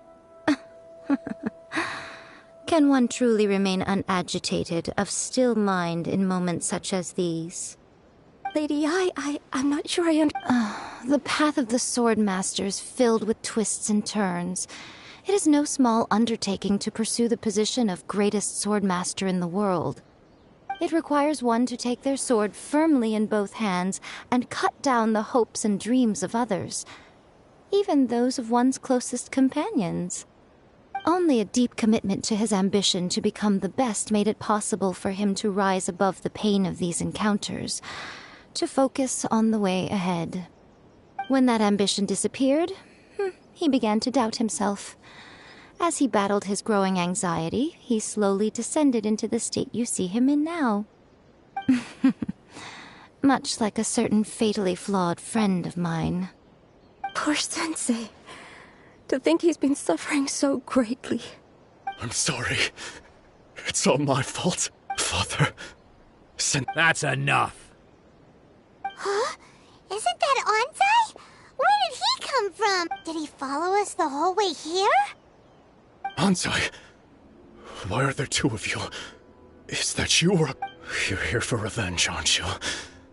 I knew it would come. You're right to assume that my feelings towards you are far from kindly. It's been so long now that I made peace with it years ago. You did nothing wrong that day. I don't think most of the people you beat along the way would hold it against you. Now I know that we can't place our hopes in you any longer, since you've been stripped of your ambitions too. But that is no reason to strip them of theirs. Follow the way of the sword all the way to the highest peak. You taught them. But what if one day, the same thing happens to them? I put everything I had into trying to become the best.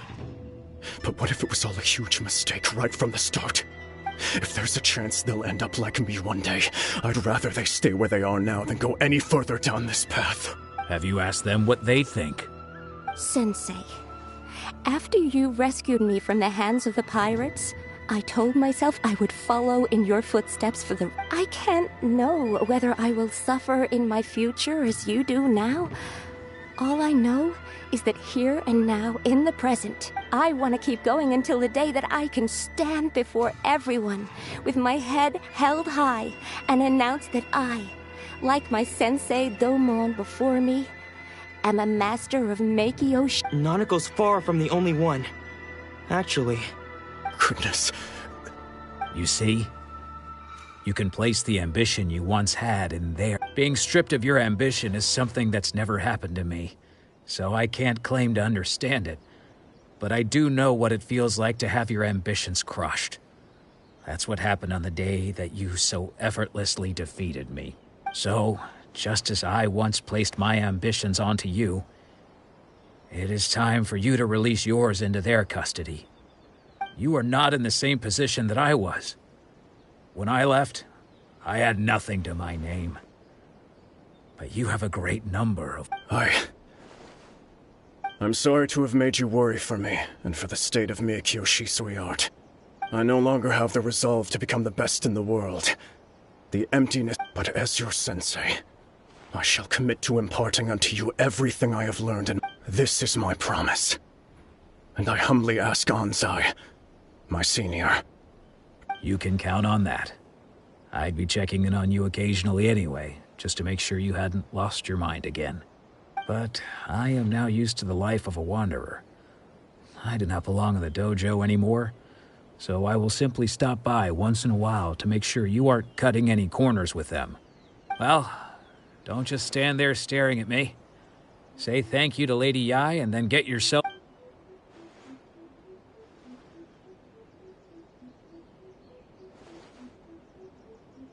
So even though his ambition was taken away, this... Traveler, a moment, please. Lady Yai has some words for you. So, my intuition was correct. The wind that blows from afar carries fresh life to these shores. For us to meet now is premature. Nevertheless, you set foot on these islands at precisely the right moment.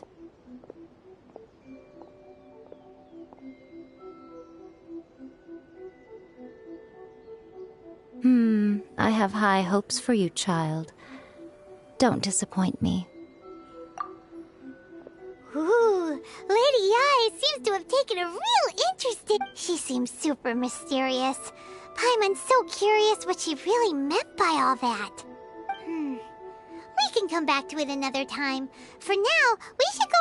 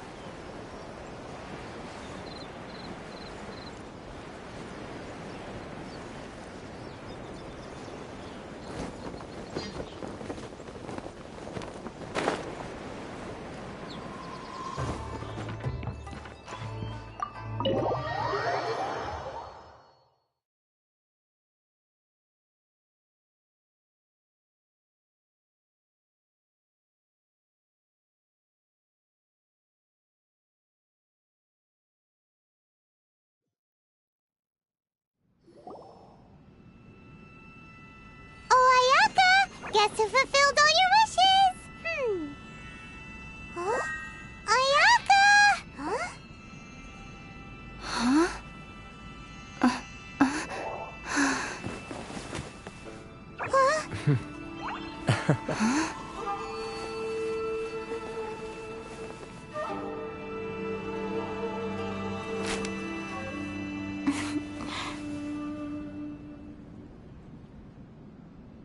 Traveler, Paimon, it is a pleasure to finally meet you both face to face. I have heard all about how you helped our three friends. My sincerest thanks to you.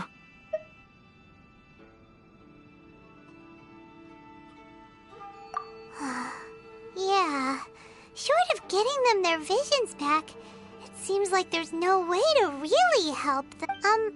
Ayaka, how come this time you get to come out and meet us in person? Because now that you have done the 3 things I asked of you, I consider you to be my friends. As you will observe, I dispense with the screen for Toma also. Wait a second. But isn't Toma your, servant? Paimon's happy to help and all, but Paimon sure as heck did not sign up to be a servant. Oh. Paimon, you are most entertaining. Toma is first and foremost my friend, and was so before he ever became my attendant. Oh, okay then. Ayaka, you seem pretty different out in the open compared to how you are behind the screen. Alright. Thank you both kindly. Back to the matter at hand. You have now witnessed the pain of those deprived of their visions. What are your feelings on what you have seen? Perhaps in the eyes of a deity such as the almighty Shogun, the lives of those who inhabit the world are inconsequential. Thunder's roar, lightning's flash, the wind's assault, and the rain's descent. All these things take place with no regard for the feelings of the common people. But I believe that surely you understand what they must endure. It seems that perhaps now you can appreciate my feelings on all of this. In which case, perhaps you would be willing to reconsider your stance? You will? Really? Naturally. All right, bravo, my lady. You were right all along. See? I told you she wouldn't reject them. I'd placed my trust in the right person after all. Now then, given that the remainder of our discussion pertains to matters of a more confidential nature, perhaps we could move to the Komori Tea House? We ought not to involve other members of the Yashiro Commission.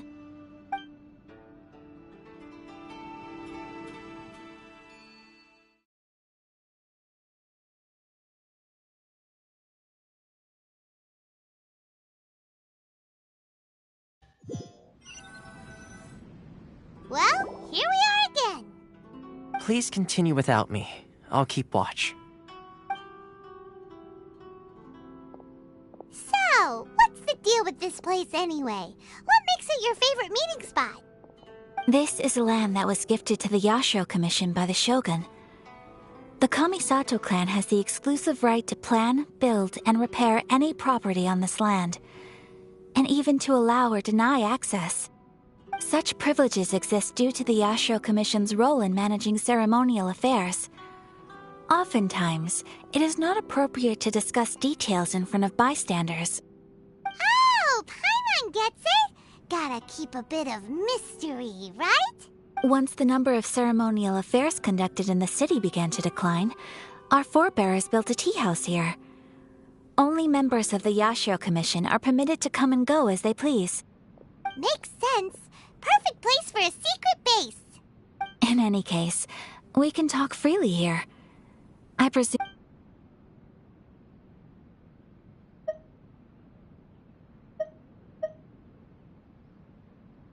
The issue is this. For the vast majority of people, the Vision Hunt Decree is something that has no implications whatsoever. After all, it is but a tiny minority of people who receive visions. Moreover, it is not unknown for visions to spark jealousy in others. Because of this, the attitude of most people towards the Vision Hunt Decree is one of indifference. How can they be like that? Paimon's getting mad. Nevertheless, in addition to us, there is also the resistance on Watatsumi Island.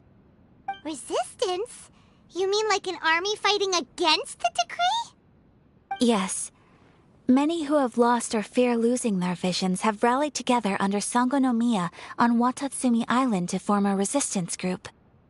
To say a little more about Sangonomiya, historically, there has always been some conflict between them and the shogunate of Narukami Island due to their different belief systems. But I do wonder whether there may be some other agenda behind their resistance movement, beyond merely fighting the Vision Hunt Decree.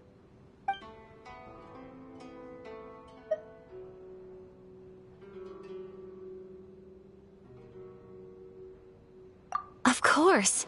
We have tried on numerous occasions. Unfortunately, each time a proposal to repeal the decree arrives at Tenshukaku, it is promptly vetoed by both the Tenryou Commission and the Kanjo Commission, and subsequently scrapped. They invariably adopt a stance of unconditional support for the Shogun's decisions. They have no It almost makes one wonder whether they had a hand in the Shogun's sudden decision to issue the Vision Hunt Decree. The almighty Shogun. I've seen her on but only a few occasions, most of them formal ceremonies. She inspires awe, commands respect, and exudes a sense of absolute authority. But as I recall, there was something else about her that struck me even more deeply. It was her almost complete lack of any emotion. In that sense, she appeared to me to be less of a ruler and more of, well, An executive official, I suppose. Focused exclusively on her single goal of implementing eternity. Acting accordingly without feeling. Ooh, Paimon has a question though. Oh? What would you like to know, Paimon? Have you got a plan yet to fight the Vision Hunt Decree? To be honest, we do not. What? Please, do not forget that challenging the Vision Hunt Decree is tantamount to challenging a deity. Coming to terms with that is already a difficult step to take. So what are we gonna do? Well, for the moment, all we can do is try. For example, by providing vision bearers with safe refuge, or manufacturing counterfeit visions for them as a contingency measure. You're telling Paimon that there are people out there who can make fake visions? Don't underestimate the talents of the craftspeople in Hanamizaka. To the naked eye, their counterfeits are indistinguishable from the genuine art. The problem we are facing right now is that Master Masakatsu, who was providing us with counterfeit visions, has recently been arrested by the Tenryou Commission. Darn! So they found out about it? Yes. We knew it was not a long-term solution, and that it was only a matter of time before it would be exposed. But we cannot simply abandon Master Masakatsu. Exactly. I feel the same way. By no means do we intend to place the burden of such a task on. When you are ready, go to Hanami's.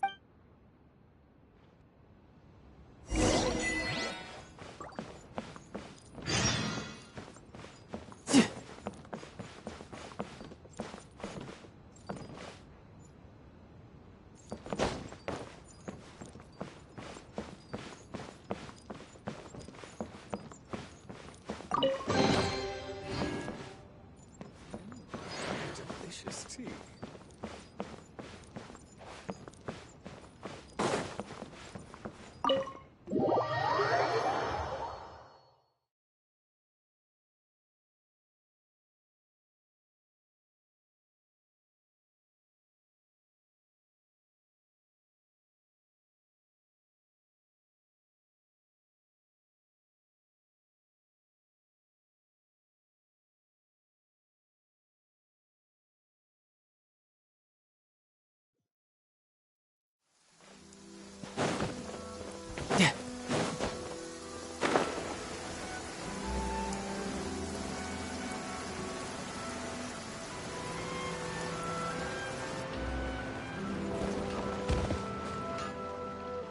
Just hand it over. You don't want any trouble with me. If you think your elemental powers are enough to resist the Vision Hunt Decree, then you'd better think again. Believe me, you're not the first of your kind we've encountered, and we've seen the same unpleasant outcome time after time. You'd best save your— Can't you make an exception? I just got this vision. I won't even use it, I promise. So this is the Vision Hunt Decree in action, huh? We can't just sit around and watch things. Psst!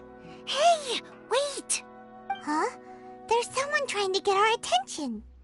Come on, this way.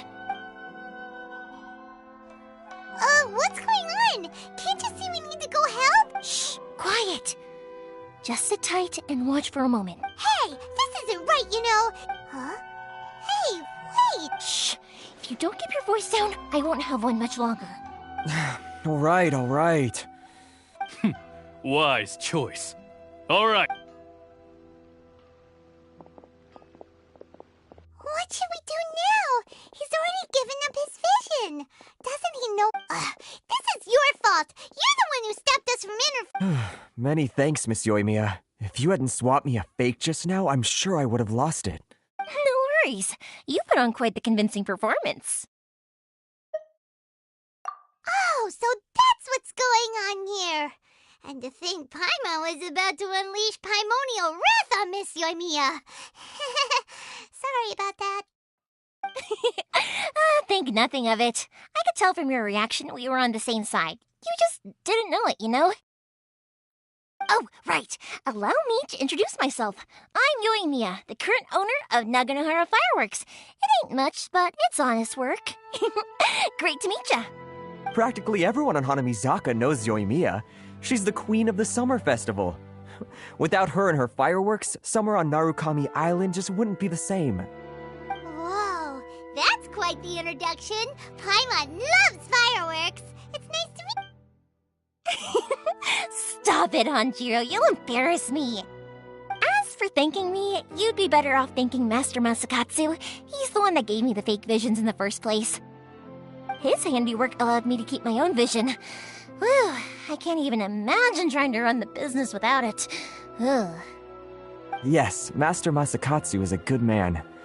It's too bad good people seldom get the recognition they— Master Masakatsu? Huh? Do you guys know him too?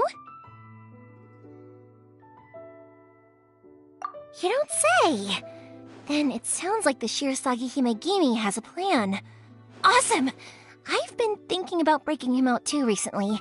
But if I just marched straight in there by myself, I'd probably get Miss Kamisato in a whole heap of trouble. So, what about if I join you instead? Sure, welcome to the team. Ayaka told us to go look for help at a fireworks shop. She must have meant you. Seems like I finally got a new job to do. Besides hiding vision bearers in my shop, that is. So, Master Masakatsu is being held at the police station. I've already surveyed the area and found a way in. Whoa, talk about a reliable source. Seems we've got the right person on our team. Not bad, huh? Time to break him out!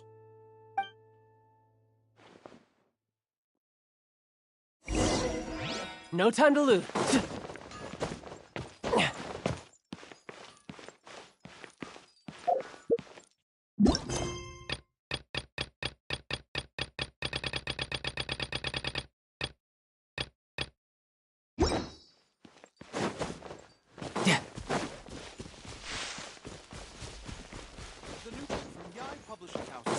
Come take a look.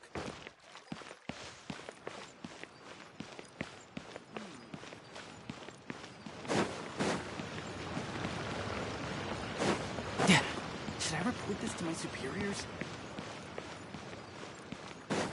No time to lose.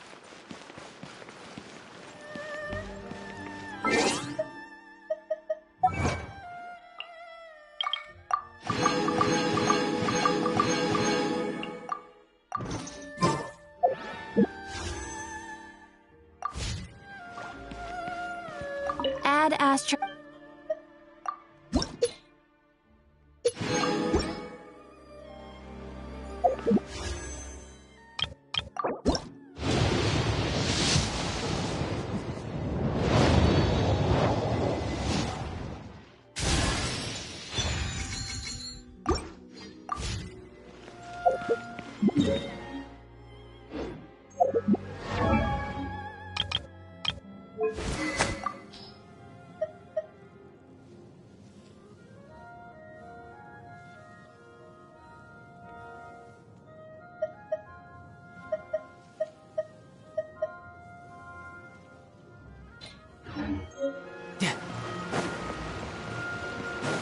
No time to lose.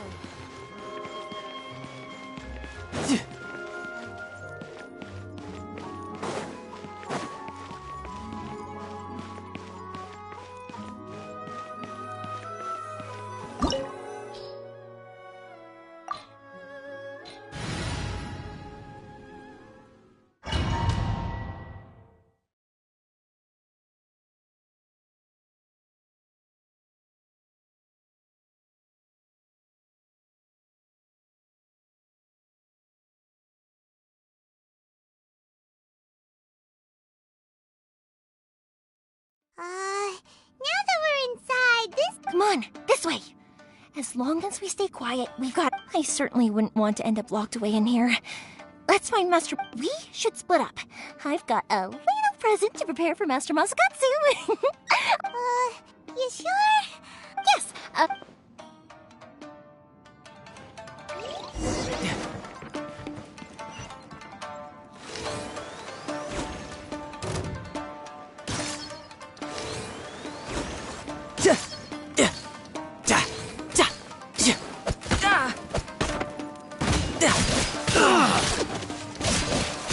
Barbados, guide us.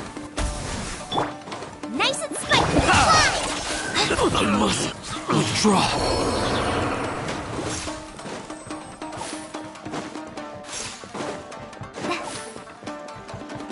Talk about a big door. Seems we need to collect something shaped like Magatama in order to open it. Hi! Show me what you've got! Fallen Amber, help! Riptide! And bring it on!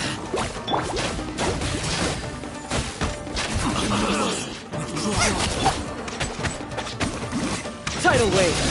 Za! Boba, get them! Show me what you've got! Bastard.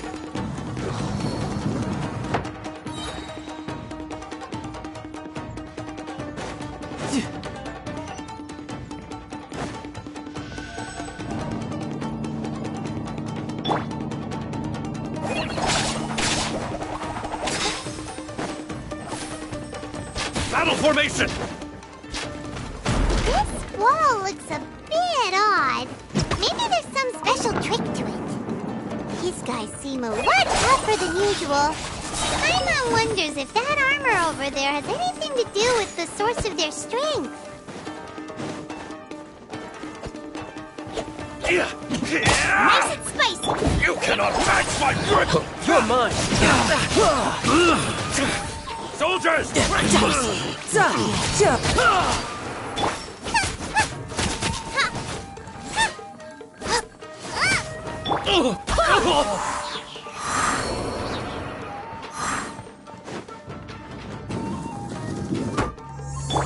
Teach me a lesson.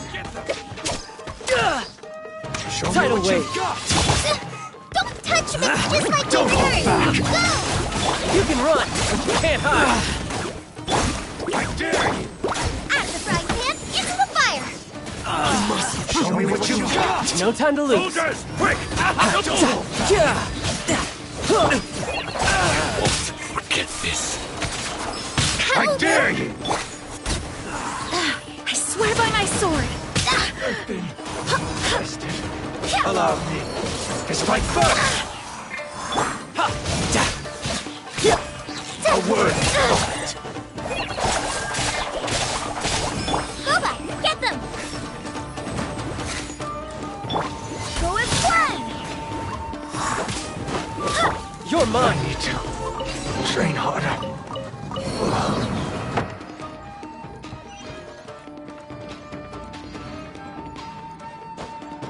Yeah.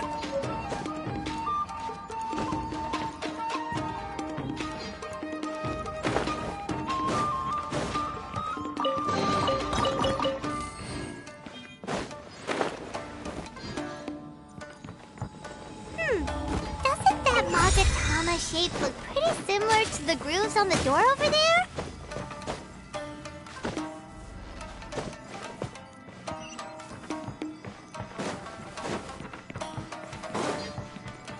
Brace yourself! Show me what you've Nice got! and spicy! Allow me! Strike first! Practice on yourself! Riptide! I must withdraw! Out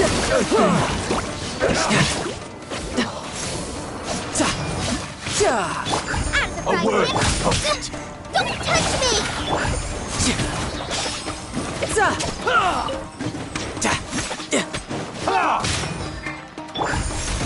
Wind, hear me. Boba, get... Hi! Watch your step! Go and I fly! need to train harder.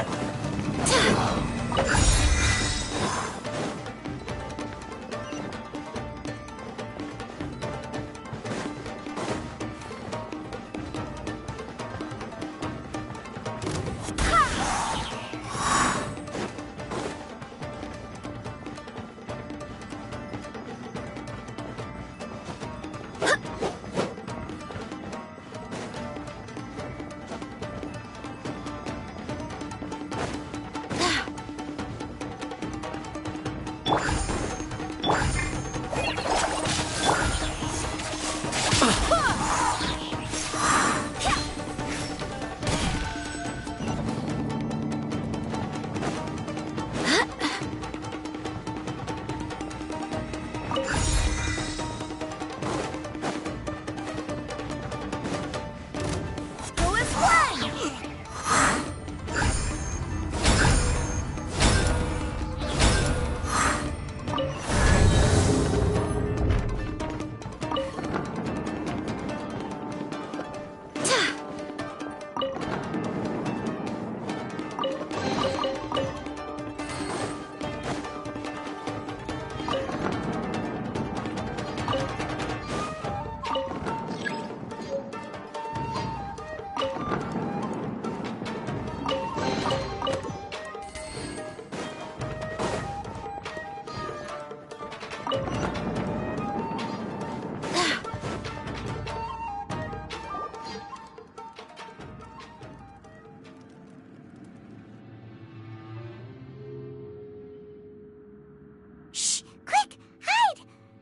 Must be Master Masakatsu. Did you really think that little trick of yours could fool us? Locking you up was just the beginning. No! Oh no! Those Tenryo Commission brutes are torturing him! If we don't come up with a way to break him out fast, then... Huh? Yoimiya, when did you get back? I can't bear to watch. If anything happens to Master Masakatsu, our whole plan will... Hey, you there! What are you doing? Ma'am. We were just teaching him a little lesson. Huh? Who's that? That's Kojo Sara, adopted daughter of the Kujo clan of the Tenryo Commission. She's also a general in the Shogun's army. What's she doing here?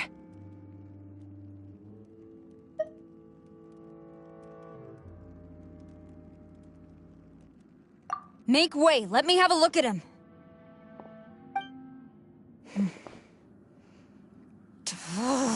I'm sure you're well aware that torture is strictly against military regulations. Yes, ma'am. If you are unashamed of such disgraceful action, then you are also unworthy of the Tenryo Commission itself. Do I make myself clear? Yes, ma'am. It won't happen again. Paimon sure wouldn't want to get on her bed. Hey, this is our chance. Let's move while they aren't watching. Yoimiya, are you sure now's the right time? Who is that? Quick, go and investigate. Yes, ma'am. They're coming! Quick, hide! Sorry. I didn't mean to. Don't worry, I've got us covered. Time for my little present.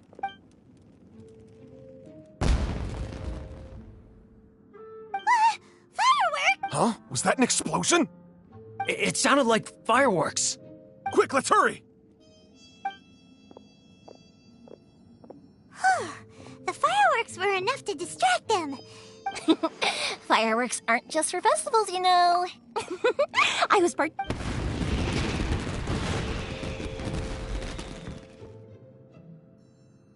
Whoa! Yoimiya! Well, fireworks are my craft after all. Everybody... Look, the coast is clear! Now's our chance!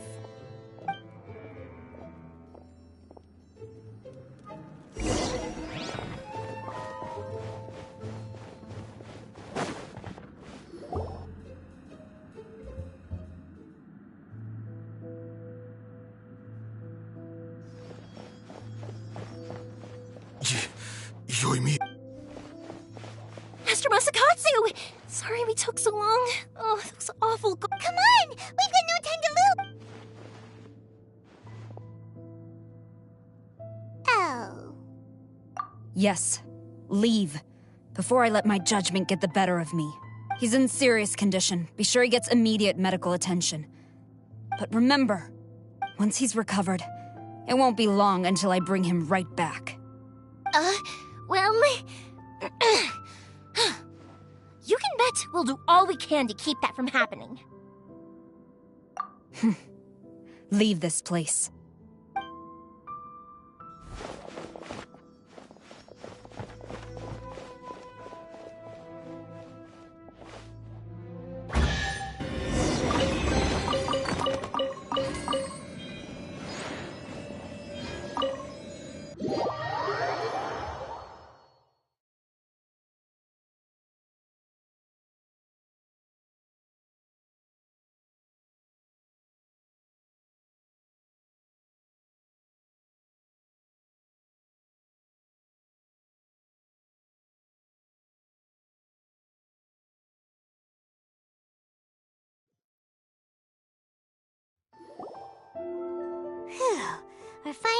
of that creepy place.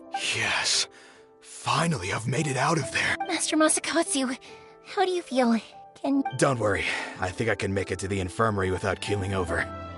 Thank you. All of you. I'll take him to get treated. I'll treat you to a round of drinks once this is all over. Don't worry about us. Just take care of Master Masakatsu.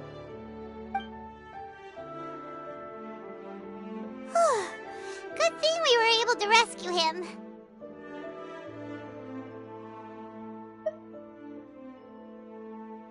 Right, Kujosara. Do you think she was making up for how the guards were treating him? It seems as though there are some okay people among the ranks of the Tenryou Commission. Though Paimon would never agree with their actions in the Vision Hunt Decree, of course. How about we go tell Ayaka and the others the...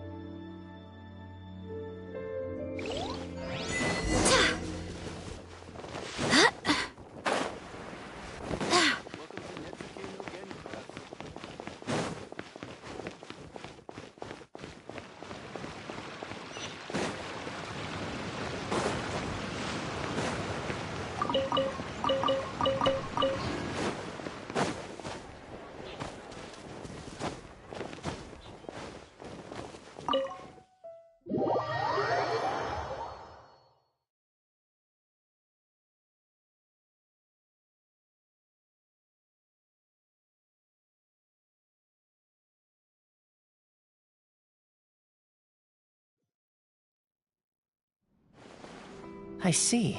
So Kujo-Sara stayed her hand. It would appear she still has some honor to her. I wonder if we should try establishing contact with her. Perhaps we could coax out some information. Unlikely. Don't forget, Kujo-Sara is also carrying out the Vision Hunt Decree. She obeys the orders of the Raiden Shogun without question.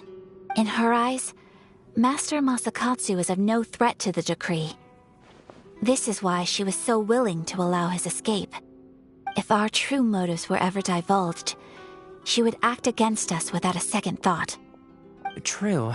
Though if you ask me, Master Masakatsu's release is an unexpected blessing. We are now one step closer to victory. And we couldn't have done it without Yoimiya and the Traveler. You're turning out to be even more reliable than we expected. Don't mention it. Indeed. Things may have turned out very differently this time without the help of the Traveler. But if we wish to mount any sizable resistance against the Vision Hunt Decree, there is still much to be done. It is time we make ready our next set of plans. There's no need to rush, my lady. Things seem to have taken a turn for the better, at least. Not only have we rescued Master Masakatsu, but our list of allies appears to be growing. Yes, which reminds me. The Tenryou Commission seems to be making preparations for a celebration. And the number of samurai out enforcing the Vision Hunt Decree seems to be waning. The days ahead may be more peaceful than usual. A ceremony, you say? Why would such a task be left to the Tenryou Commission? I don't know, but I'm sure it has nothing to do with us. Anyway, with the Tenryou Commission busy with preparations, we should have a little more breathing room than usual. You do. Being in a constant state of alert will only tire us further. Perhaps, Toma, what would you suggest? I'd say a celebratory feast is in order. Might I suggest an evening of hot pot together? Funny enough, I learned a new hot pot game recently. I'm sure you'll find it quite amusing. A hot pot game? What's that? Well, as long as it has to do with eating. Simply put, every person prepares an ingredient to add to the hot pot. Once the meal begins, we add all the ingredients together. Then we take it in turns to close our eyes, pick an ingredient out of the pot, taste it, and guess whose ingredient it was. Anyone who guesses correctly can go again, and whoever finishes the meal with the most points is declared the winner. Tradition even has it that the winner receives blessings from the god of Hot Pot. Don't you think it sounds like fun? I've been wanting to give it a try. In fact, I've already got my ingredients prepared. You really do want to play, huh? Well, sounds like we've got our work cut out for us. Time to get...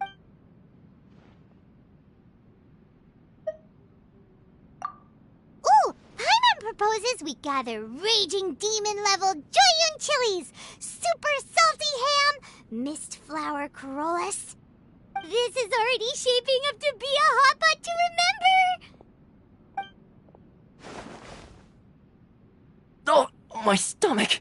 It feels like Yoimiya's fireworks are going off inside me. Who would have guessed that Toma would be the winner? He ate practically all those weird ingredients without a second thought. Toma? You okay, buddy? Salt-crusted herring, unripe lavender melon, flash-boiled dongo, oh, and whatever that thing was that nearly froze my tongue off. Hold up, my life is starting to flash before my eyes. Time I call it a night, everyone.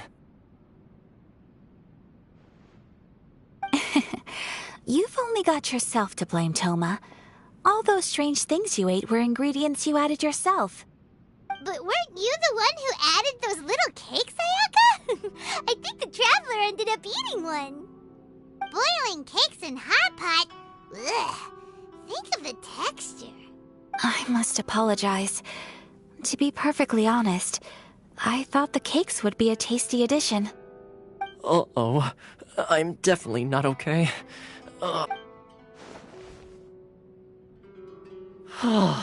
I feel like a new man. You know, Toma, all you had to do was guess wrong on purpose and it would have been someone else's turn. Talk about being competitive. Guess I've been feeling unlucky recently and wanted the God of Hot Pot's blessing.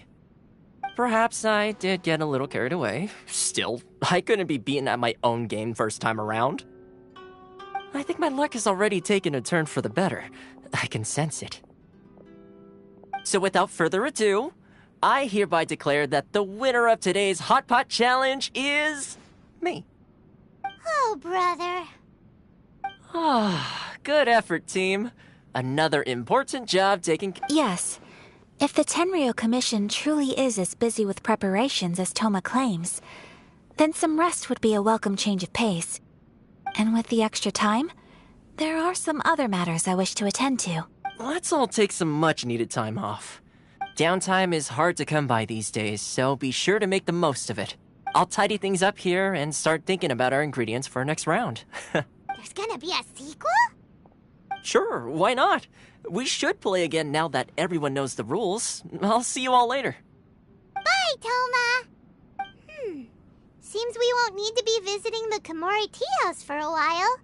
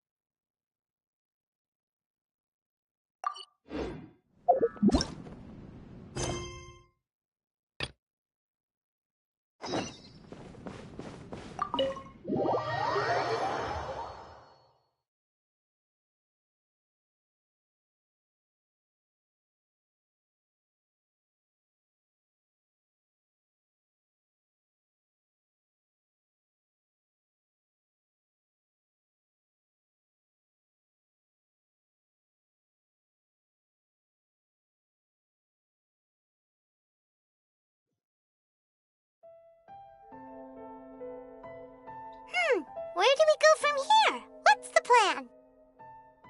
Traveler, Paimon, hold on. Huh? Ayaka? Something has come up, and I would like to request your assistance.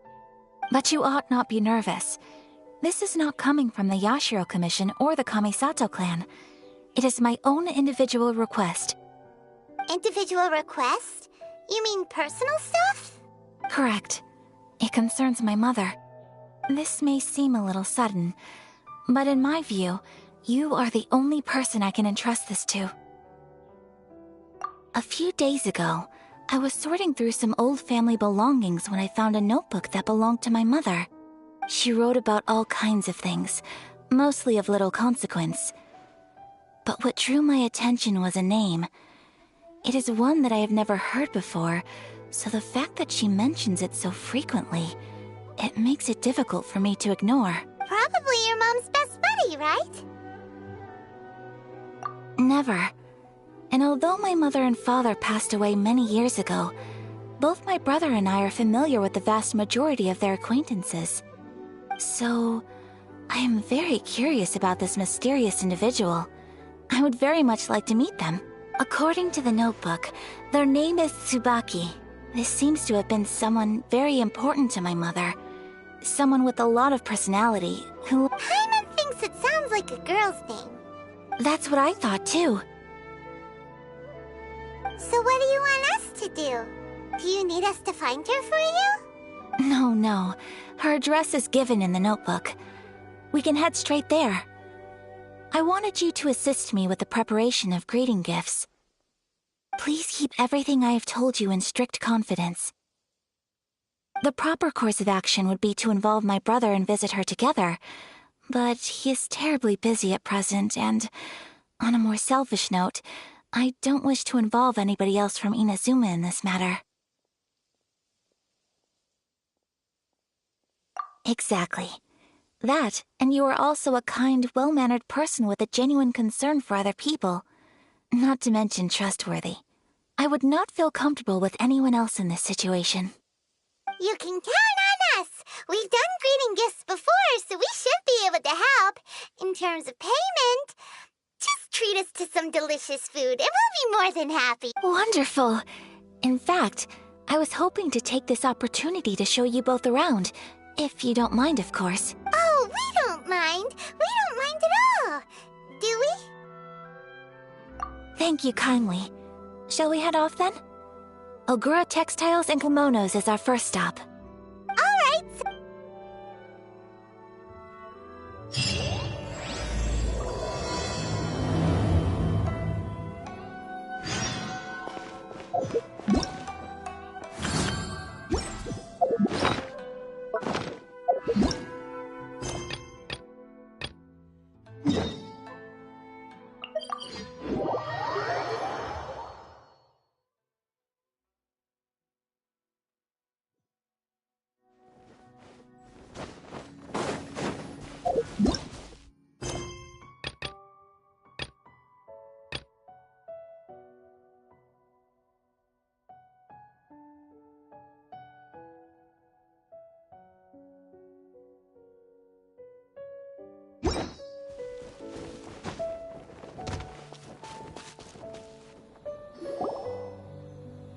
We're looking for the Great Mujina Yokai! Do you know where it lives? Great Mujina Yokai? Huh? You've never heard of it? It's a sneaky monster that goes around playing tricks on people. It's got magic powers and can even shapeshift into anything it... One time, the Great Mujina Yokai stole some rice from our house. And this other time, it pushed my dad into the river. Sounds like a very naughty little monster. 'Cause we finally found out how to chase it away. My dad said that the Great Mujina Yokai likes to play tricks on people who stay out all the time and don't come home when they're supposed to. So all we need to do is chase it away. Then we can come out and play whenever we want. This monster sounds scary, though. Aren't you guys afraid? Surely your parents must be worried about you. Oh, not really. I told my dad that I was gonna find the great Mujina yokai with some friends, and he didn't even say anything. So we think it must be weak right now. It's probably hiding away so it can rest. Yeah, so as long as we get home before it gets its strength back, we'll be safe. Something sounds very strange about all this, but Paimon can't say exactly what it is. Yeah, Paimon feels like the Great Mujina Yokai is one of those storybook monsters that doesn't exist. We should tell them so they don't waste all their time looking for it. Oh, children, listen up. There's no need to go... Huh? No way. That's impossible. My dad wouldn't like... Your folks are just worried about you is all. They don't want you wandering too far from home because it's too dangerous. That's not true. The great Mujina yokai is definite. Yeah! Yoimiya's even making some weapons for us. And then she's gonna show us how to blow it up. Yoimiya, huh? Wait, as in fireworks prison? We told her all about the great Mujina yokai. She said we shouldn't be scared of it. We should learn how to chase it away instead. We've been waiting for ages now. And finally, Yoimiya said that today's the day. Yoimiya plays with us and tells us stories all the time. She wouldn't tell a lie. But... Come on, let's get out of here and go find Yoimiya. Wait, hold on, don't go! They didn't seem to take that very well. But Paimon was only trying to look out for them. Who knows what Yoimiya's got to do with this? Let's...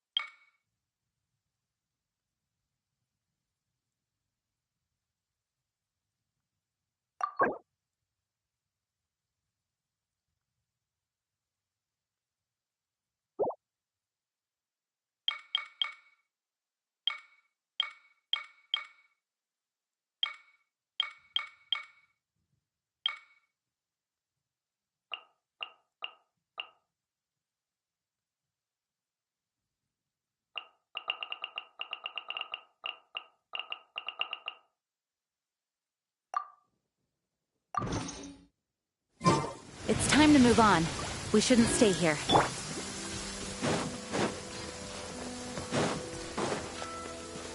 No time to lose.